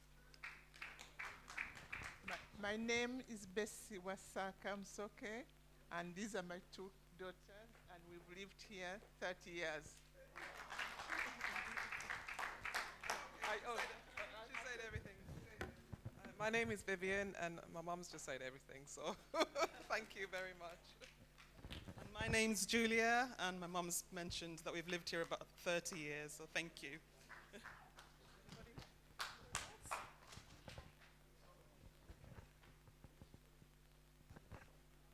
I'm Grace Naiga. I live in Sheffield. I've lived a number of years to make me a citizen. Thank you. My name is Grace Nagawa. I've been in Sheffield for 7 years. Hi, I'm Winnie Lutakome. No longer, actually. No longer Winnie Lutakome. And I've lived in Sheffield for 13 years. Thank you. My name, I'm Salongo. He's not the only one in the house. Salongo Lutakome. And I've lived in Sheffield 13 years now. But thank you. It's great having here. Thank you. Now, yes, there used to be big sitting on, but it's not like that. So we all fit. Thank you. Thank you. We all fit. Come here. Come introduce yourself. Hey, why Musumba yogera jangu gwoli Musumba. Amanya Ronald Bayiga, 4 years in Sheffield. My name is Mr. Mwagaisa. I've lived in Sheffield for a year now. I came from London for more than 30 years. I'm in England, so this is my church. That is my pastor. Thank you so much. Sowedi Muka.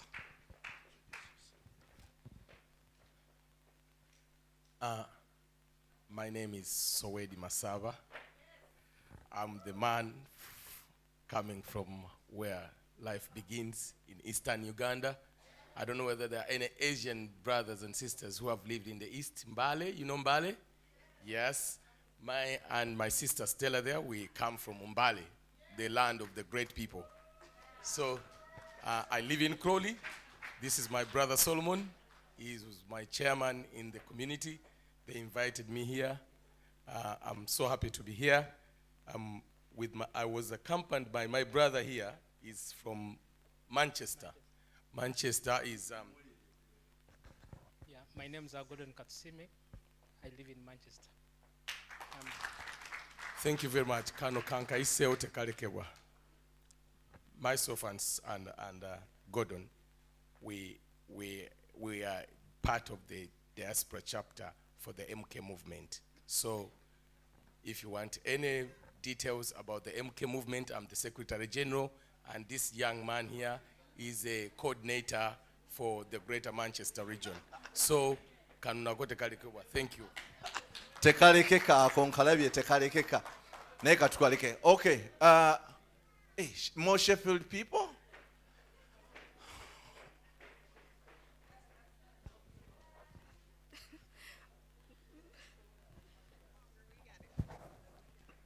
My name's Naraya. My name's Naraya Buchanan. Nalubego Buchanan. And that's my dad and that's my mom. Okay, see, that's what happens when your mom and dad are the pastors of the church. You don't know whether to say it right or pray before you say it, but yeah, there are so many people around. At least you've seen what happens in the community. We have so many people around this community, and please, let me request you to keep coming to this community.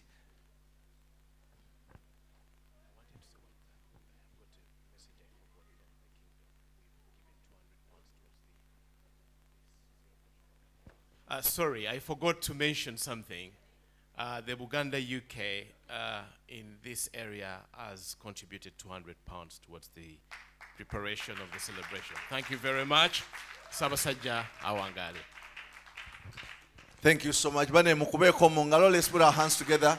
When it's money, it's either so joyful or so tense. So you remember the session of NSSF, you had more questions. Now this one, they just give him money. So it's always good. Now, Pastor Andrew, please come with the gentleman you're talking to. We need to know him.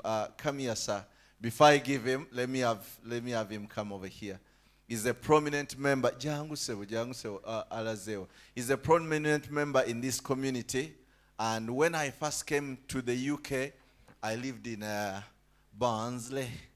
And from Barnsley, this gentleman looked after me. So introduce yourself and welcome to your community. Hi, everyone. We welcome you to Sheffield. My name is Philip Raymond Katongole.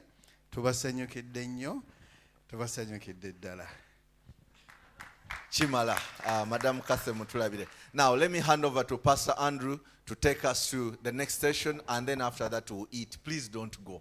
I know today has been so much of talking, but important talking. So thank you for listening, and Pastor Andrew, thank you. Thank you very much for the wonderful work you are doing.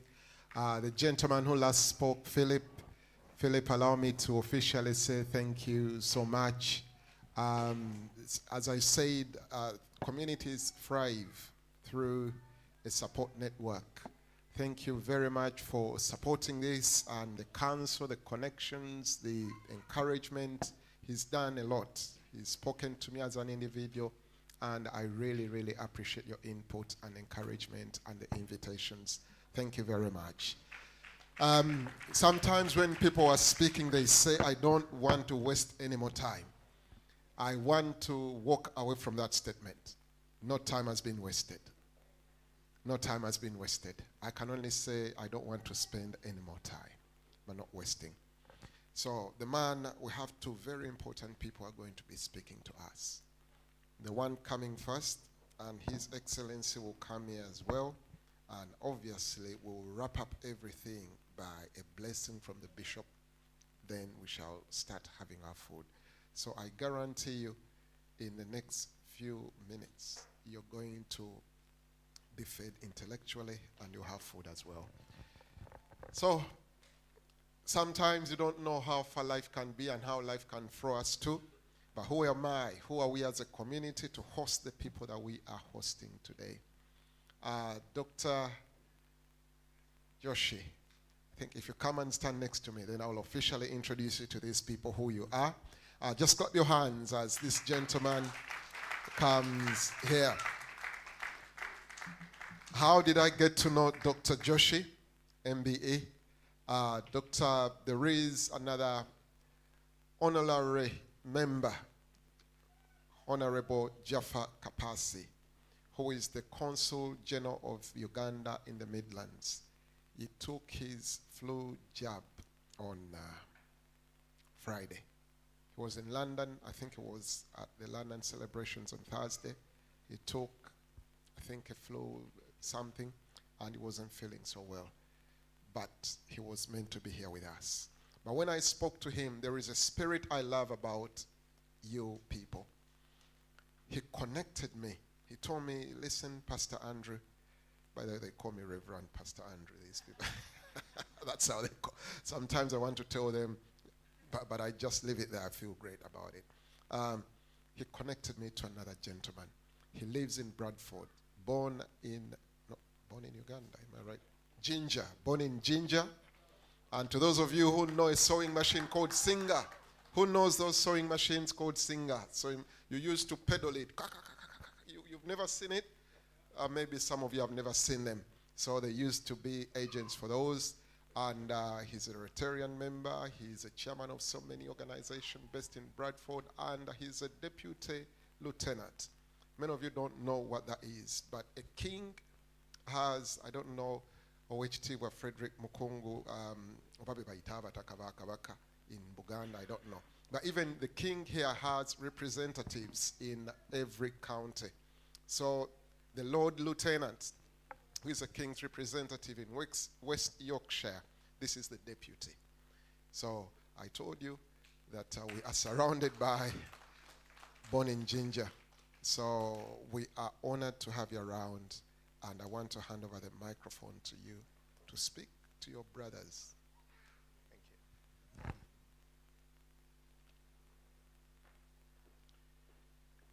Reverend Pastor Andrew, before I start, let me invoke the blessings of God Almighty on all our proceedings that has commenced this morning, and let that be concluded in peace and harmony for Ugandans and everybody the world over.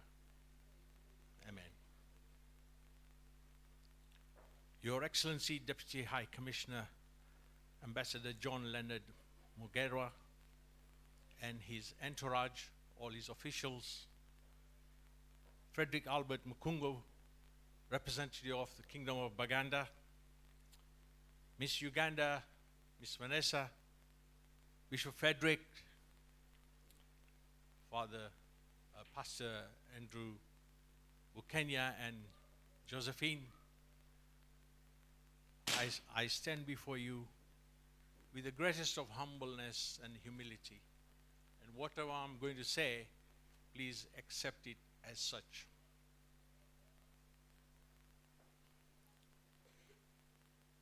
Nowhere in my wildest dreams would I have ever thought that I'll be in a position to stand before such a distinguished and honored guest of high eminence and opulence to address the celebration of 61st anniversary of the independence of Uganda. As Andrew Pastor has said, I start with humbleness as a refugee from Uganda in 1972. And when we left Uganda, I have vivid memories, and this is the way I speak to people who are not familiar with me. And the 50th anniversary of the marking of the expulsion of Ugandan Asians in 1972 has reignited the passion and the memories, because for the last 50 years, I never spoke about what happened during that period in my family. Nobody knows. Even my wife, whom I married in 1979, she doesn't know the circumstances. We just carried on. But now in 1972 and 2022, people started asking, what were the circumstances? And I don't talk about the circumstances. I just talk about the country, Uganda, on the equator, blessed with vast amount of natural resources, freshwater lakes, the source of the river Nile, which gave the civilization in Egypt to survive, rich volcanic soil, deep forests, mines with precious minerals, fresh crops, tea, coffee, sugarcane. And I tell people that you don't know, the best tea in the world comes from Uganda. The best coffee in the world comes from Uganda. Uganda used to export sugar to rich countries like Congo and Kenya, used to export electricity to the rest of Africa, or at least in Kenya. And Jinja, where I was born, was a cradle of industrialization. We had Kilembe mines, Mulko textiles, Nyanza textiles, Nile brewery, Uganda Varagi, may I say. Those are the memories I have as a Ugandan. And to be present here to celebrate 61st anniversary of independence of Uganda, I remember, like my colleague, Mwalimu Balu. By the way, I can say Jambo, Abari, Mogo, Sakoni, Nyama, chakula. Mimi najua, mimi nafanya maneno namna hiyo, lakini wewe hapana iko na pama mingi, wewe mimi na soma something. I think that's what I'm looking. Your think is with the food. Wewe na fanya hiyo kama na maliza sasa wewe nakwenda kula chakula. But I really want to tell you that as a Ugandan, I want to, first of all, reflect upon the proceedings today. When I came here, I was given the warmest of welcome, the most generous hospitality, and the decor, all the layout, it's so warm and welcoming. And I want to tell you that this has not happened overnight or by imagination. People have worked very hard. And I want to thank Pastor Andrew and Josephine and all the team here. They have worked exceedingly hard, including the young people. So I want to really thank them. And I want to thank all the sponsors, the diaspora and the WCRs and the church itself, Alpha and Omega Church, Sheffield. They have really made this event possible by their hard work. And I want to acknowledge that. And that brings me to a very serious and important point that I want to relay to you. And by the way, Miss Uganda, I wish I had the soft skills like you. I'm learning from you. I've learned so much. And I also want to tell you that you may be Miss Uganda 22, 23. I am Mr. Uganda 1979.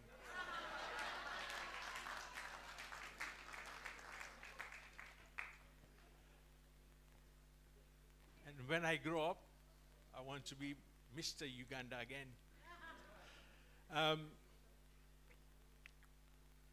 It's important that we as Ugandans, we already heard about working together and unity, but I want to tell you that there are Ugandans, diaspora all over the place, and now we are in the resurgence of bringing Uganda where it was, the pearl of Africa's crown. And I want to tell you, because I'm here really representing, as Pastor Andrew has said, our friend, Honorary Consul Jafar Kapasi OBE, who cannot be here, and we wish him very well.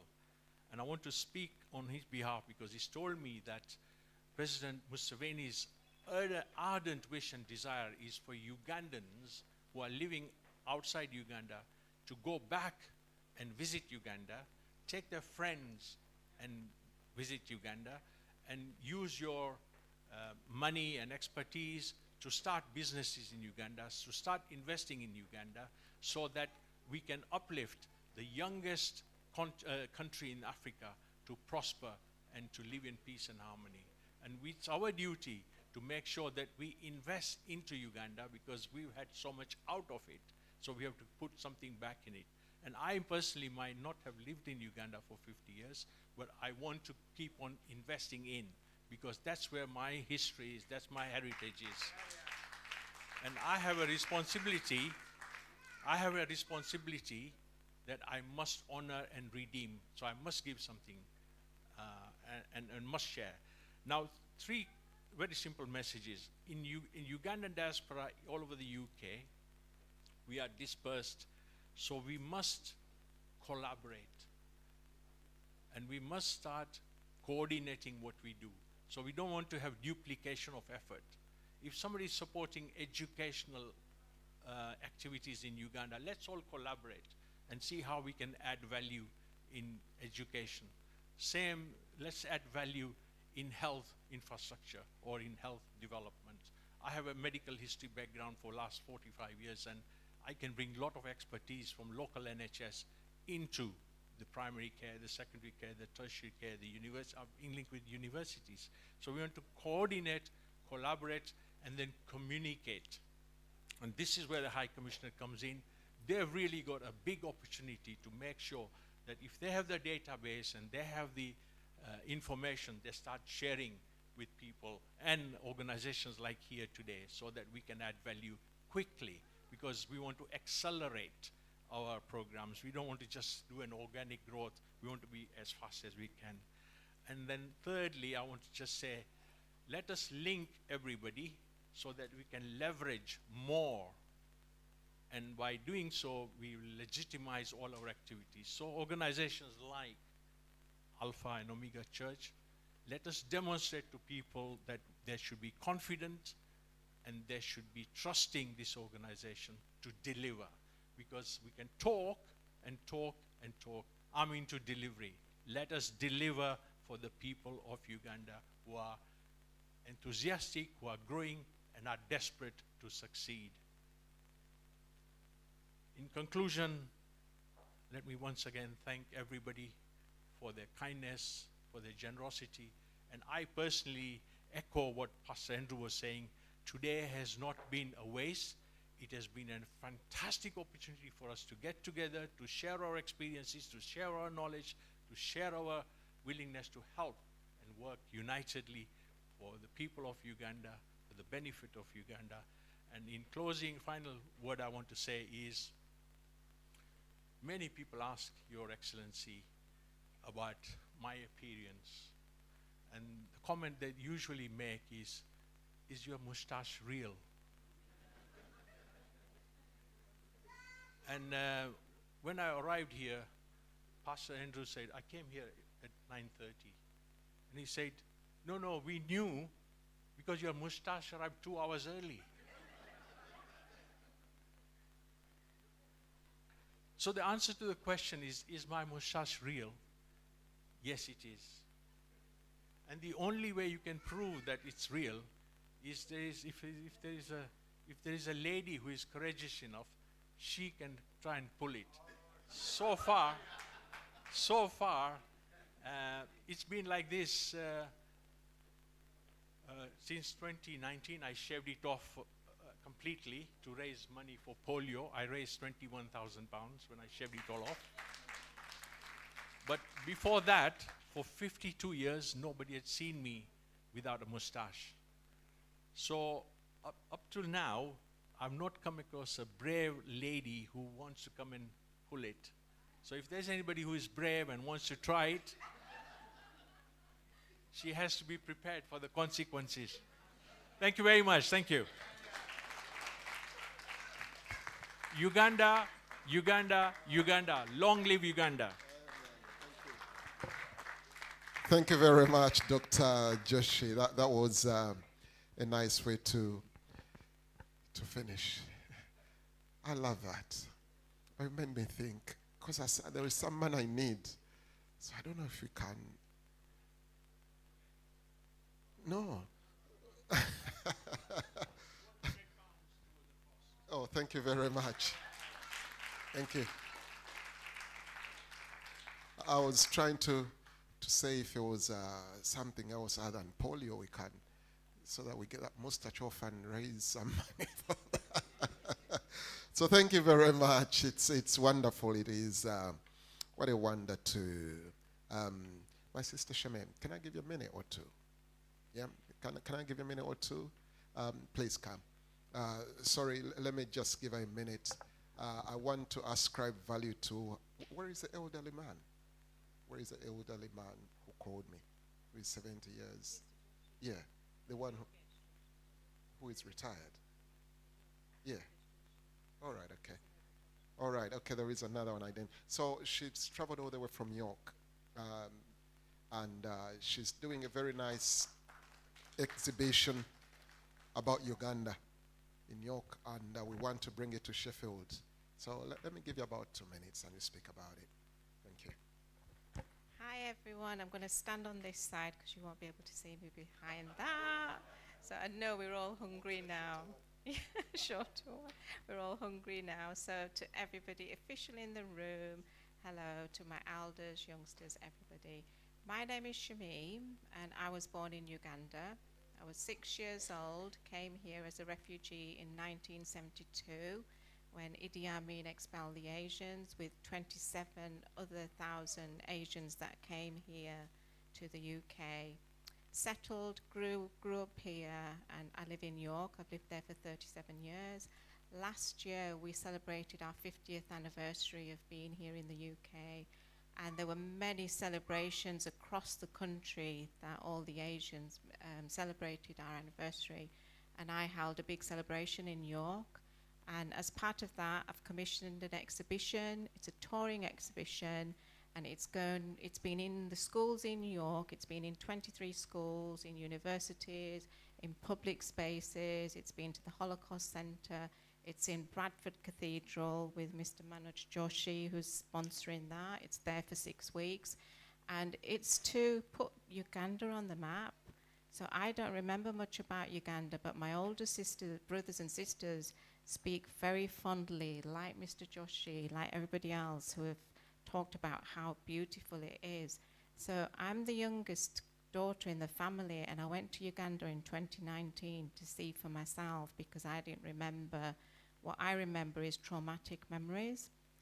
And when I went there, went and visited our homes in Gatwe, in Barara, which is where I'm born, in Kasese, and my husband worked in Kalembe mines in the 1990s. So we did all of that tour. I didn't remember anything, but I went to our house in Gatwe, which is rubble now. I climbed in and I picked up 2 bricks and I brought them back home with me. I felt a connection to Uganda. I'm really passionate about Uganda, and I want to do something there with anybody in this room, work on any joint projects, but that's what the objective is to keep Uganda on the map. So when the exhibition comes here, Pastor Andrew is going to kindly work with us to bring it here. Please come along and have a look and join in our panel discussion. We did a panel discussion in Bradford last week as well, so please do come along and learn a bit more about how we rebuilt our lives here in the last 50 years and what we've achieved. But love and respect to Uganda. I'm so proud to be associated with Uganda. Thank you. Thank you very much. His Excellency, Your Excellency, I think you're being inspired by what you're hearing here now. Thank you very much, my friend Shamim. And I've promised every person you've seen here, I shall return the visit. I shall come to Bradford, I'll come to York, I'll come. By the way, York and Yorkshire are 2 different things, but I will make sure I come, and we shall make sure we get that exhibition here. We shall do whatever it takes to get it here. The villages, she was speaking about Katwe, she spoke about Katwe, she spoke about Mbarara, and she spoke about Kelembe mines. I don't know if they're still there. Do they still mine copper there? I don't know. Yeah? So it's, and she spoke about wanting to work with someone to make Uganda better. And those are some of the things His Excellency spoke about. Now, can I ask the House? I wanted, when His Excellency finishes speaking, we shall cut this cake, then we shall have food. But I wanted him to speak when it's right next to him there, so that when he finishes speaking, at least we don't have to do so much. Can I kindly ask the ushers to carefully carry that table, or men, Huntington and another one, just lift that table carefully without dropping it, and bring it around. Now that cake you see there, we are going to sing the national anthem, so start making your voices ready. And please, if you are somewhere and you see a phone, an iPhone 11, please give it to me. I'll tell you a story as we get this ready, right here. I went to Uganda for a funeral service, and when I was in a funeral service, and this is what the Reverend said: please, fellow mourners, I want you to be mindful and make sure your phone is safe. I said, what is? But we've lost a phone, an iPhone 11. It's misplaced. a young boy can't find it, please, if you see a phone somewhere, just bring it around. I'm going to praise myself a little bit. This cake was designed, but I drew the picture. The concept is mine. It's me who told the baker what I want. So if someone is not jealous, well, why don't you say, well done? Well done. Let us stand up on our feet. Let us stand up on our feet. And this is the time when His Excellency is going to be speaking to us, and we are mandated to sing our national anthem. We have some microphones here. Who is a vocalist? Where? Who is very good at singing the national anthem? Solomon. Solomon, you've been. Solomon, where are you? This is not Buganda anthem, the national anthem. But listen, my brother, she's going to lead the song, so you try and. We need another one. Who else wants to grab the microphone? I think Bishop Freddy, you can do so well. Right, before we do it, I'll ask you all in all your various capacities and to say thank you for being here. And we are going to be listening from His Excellency. Can we clap our hands together and invite him to stand here? Then we do the national anthem while he's here. And as soon as it's done, we shall straight go into the word. Oh, Uganda, may God uphold thee. We lay our future in thy hands. United, free for liberty, together we'll all stand. Oh, Uganda, the land of freedom, our love and labor we give, and with neighbors all at our country's calling, peace and friendship will live. Your Excellency, you are very welcome into Sheffield. This is the Ugandan community and Friends of Uganda. And Alpha and Omega Church, you are very welcome. And the microphone is yours. Thank you so much. Once again, I'm going to be very brief. You can sit down, please. I'm going to be very brief because I've had opportunity to speak before. But I would like to once again thank Pastor Andrew and Josephine for really this momentous occasion that we have had today. I would also like to thank each and every one of you for making the time to attend this occasion to mark the 61st anniversary of Uganda's independence. We talked about the theme, so I'm not going to repeat it. I also would like to thank each and every person who has spoken here today. We've learned so much. I can speak for myself. I've learned so much from each and everyone who has spoken here today. And I think this is the kind of experience and the reflections that help to build us as a nation. I just make two quick points. The first one is to emphasize the importance of remaining united as the Ugandan community or as the African community, as we were advised later on. It's so important that we keep this unity and that we always strive to build our motherland. I said earlier that the government deeply and highly appreciates the contributions that Ugandans out in the diaspora make. And there is a lot more that we can do in order to make our country prosper.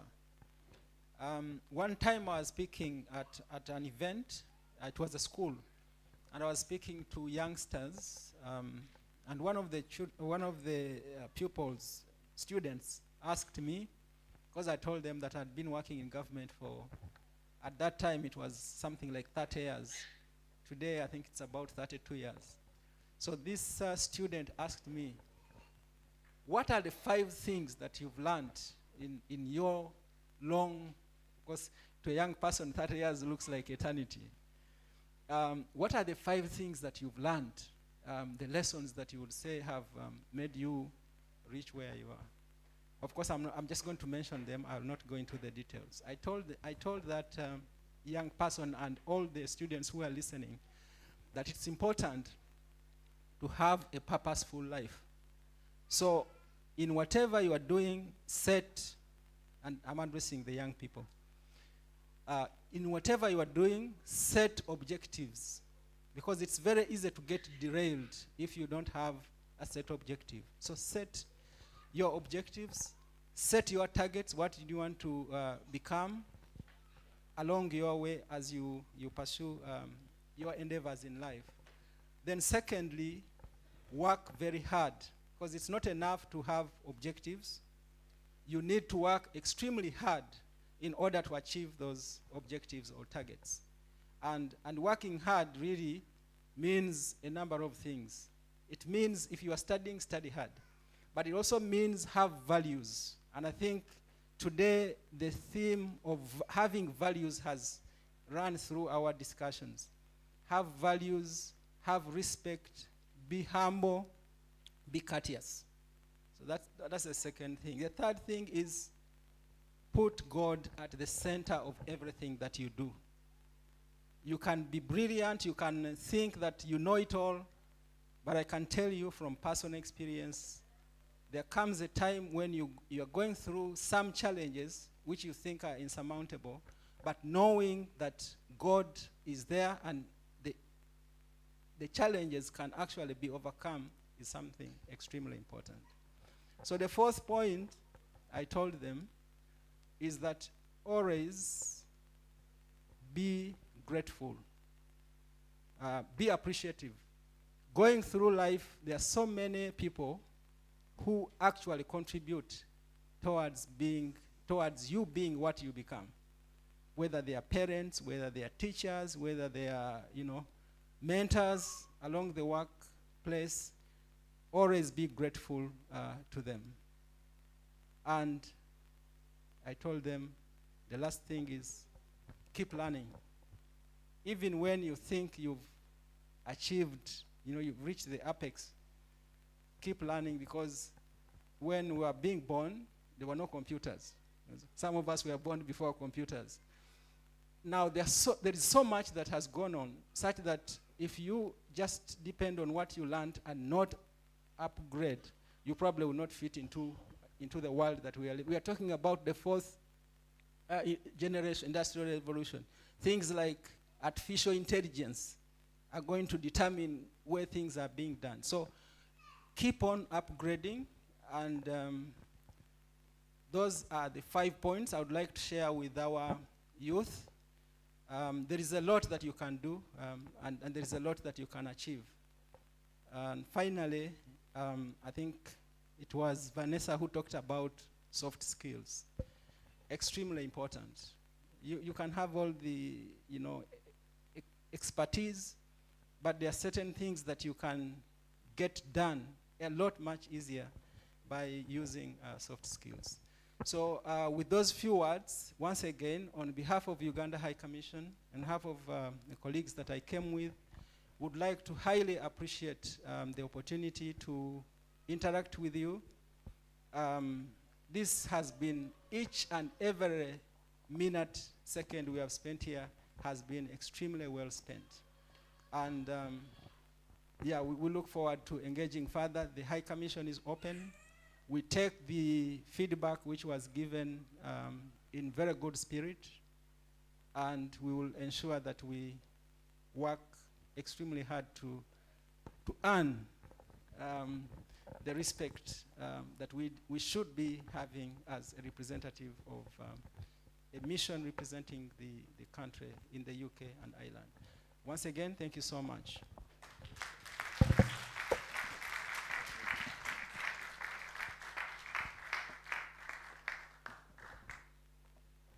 Your Excellency, thank you very much for your kind words.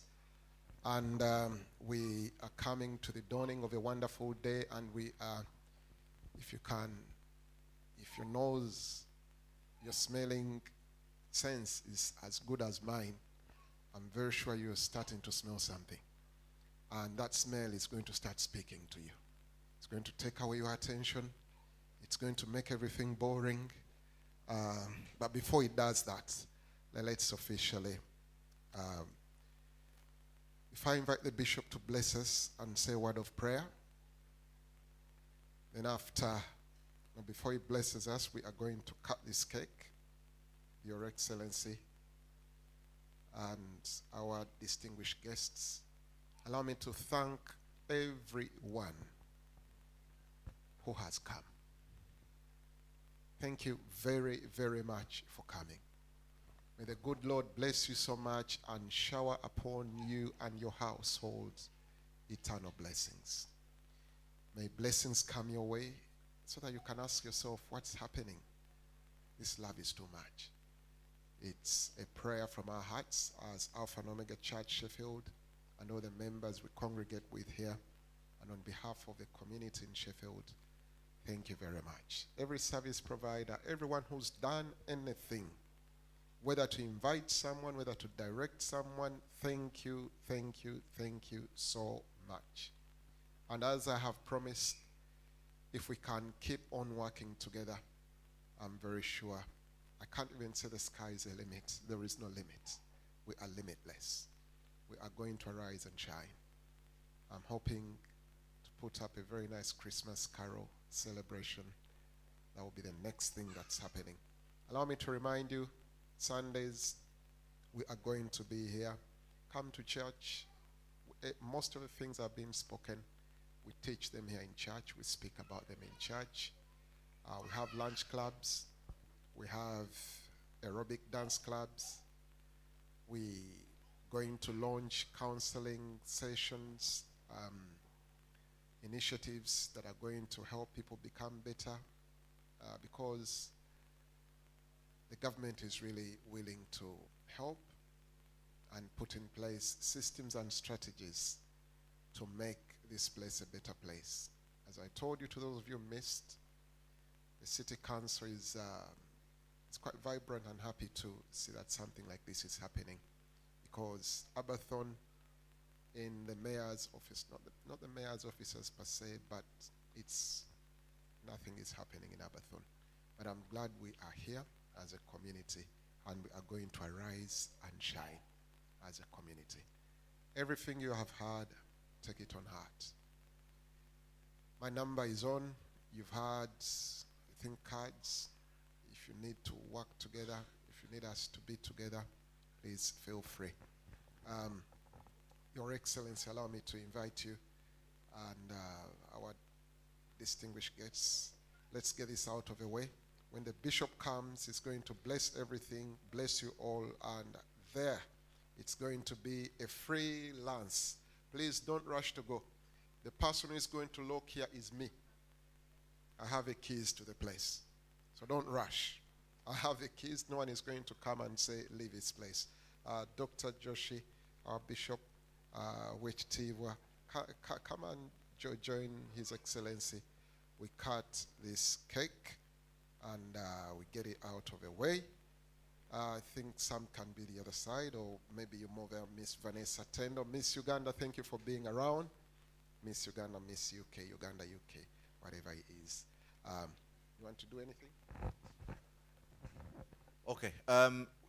Now, let me, Waswal, just stand over there and make sure you listen to my instructions. Orders now have changed. I'm a soldier, commands. Let me know when they're all seen.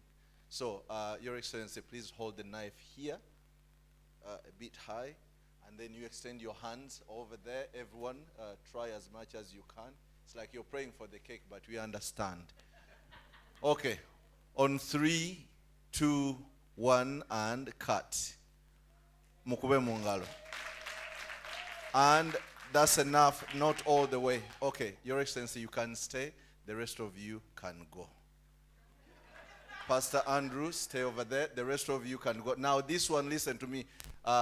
Madam Josephine, where are you? Mom of the church. Where is she? Quickly. You stay here, your hand on the knife. Don't leave the knife. You go the other side. Pastor Andrew, go the other side. Mama, here. I'm creating history now. So, I don't want things. Okay, hands on the knife. On 3, 2, 1. Let me know when you get 123 photos and a half. Okay, all right, that's enough. Pastor Andrew, you and Mama, you disappear. Your Excellency, you stay. You stay. Okay, all the children come here quickly. Young generation, everyone, quickly. Quickly. Hurry up, hurry up, hurry up. Young ones, quickly. Stand behind, stand behind. If you're tall, know your position. If you're taller than someone, stand behind. I want some the other side. Hurry up, hurry up, hurry up. Closer, closer, close in, close in. When we talk about cake, it's kids. Okay, so guys, close in there, close in there. Not talking, you're talking to me, only me. So close in. You stand here. You two, tall ones over there. Madam, you come here. Go behind. You come here. Come to the front. Any young ones? They all finished? Muzei. I'm going to call. If you're young and you have gray hair, I'm going to call you later on. Chantel, hurry up, hurry up, hurry up. Okay, quick history in the making. If you have pictures in your phone and the phone is full, delete them and take this one. Okay, Your Excellency, let me request you to hold the knife with a few next to you. So you guys, extend your hands there. And pictures. On 3, 2, 1. Have you got it, Waswa? No? Oh, last one, quickly, Nyabo, hurry up, Jangu. Last picture, that's it. Okay, all of you can go back. Thank you so much. Thank you so much. Right. Go back, Waswa, hurry up. It's me and hurry up. Your Excellency, you hold the knife. You hold the knife. And who's counting for us? You can't take a picture of me and I still count for myself. Your Excellency, 3, 2, 1. So where do you stay there? Sir, thank you so much. You can go. Wait. Pastor Kauma, please come and pray and take this historical shot as well. Bishop, hold the knife with Your Excellency. And 3, 2, 1. Good. Now you can pray for us, please. Thank you. Father, we thank you, Lord, even for this opportunity you've given us. Once again, Lord, Father, as we are going to eat our food and the cake, may you bless it and bless each and everyone who has come, Lord. And those who don't know Jesus Christ, to let Christ into their lives. In Jesus' name we pray. I like this prayer. I was worried when you were coming to pray because I was thinking about chasing demons and everything, and we did it in the first session. So thank you so much. Now, whoever is in charge of the food, agenda ku? Bishop agenda ku? Okay, this is the protocol. Now, where there is food, sometimes we get crazy. I do as well. So this time round, listen to me, okay? So it's gonna be the chief guest and another chief guest and other chief guests and Miss Uganda. I'm planning to be Mr. Uganda very soon, actually. And then representatives, then all of us can follow. People from Sheffield, we're going to go last because Fetwaya needs abantu. So at home, you always know before guests eat, don't even get closer to the kitchen. You have to peep. Over tata nampa, I don't know. So that's the discipline we were instilled in when we were still growing up. So are we ready, Sewa? Sorry. We have traditional dancers in the house. So we are going to eat, to dance. I think it's called an after party. Now the after party begins. But before the after party begins, I want to say this again. Members of Alpha and Omega Church Sheffield, put your hands, don't clap, but everyone else, can you please clap for members of Alpha and Omega Church Sheffield? Wherever you are, may the good Lord bless you. Liz, Joshua, Big Daddy, wherever you are, may the good Lord bless you so much. So I'm done. Time to interact. The shutter can be opened. The traditional dancers can come. You can stand up, and I will leave a microphone to you. Okay. Now we are going to call you very soon to start the procession, food procession. But before that, please talk to someone. If you don't have anyone to talk to, please talk to me. Now, I've seen a few people who have come in from Sheffield. Please, tusanyiso kubalaba. Mwebale kujja. Those are members. Muyimuke muubire ku bantu. Those are prominent members of this community. They came in late, but at least better late than never. We love you so much, and thank you for coming. Okay, so food is getting ready, but this marks the closure of this session. Thank you. Let me get abalenzi mujje munyambeko. Okay, if you're driving a black Ford RX11 KVZ, is that right? Romeo X-ray 11 Kilo Victor Zulu, black Ford. If you're driving that car, please step outside for a minute. Okay, thank you. Tumufunye. Now, Gerard jango nyambeko na bakulu wano tujjewo kino kinkwate saidi yano.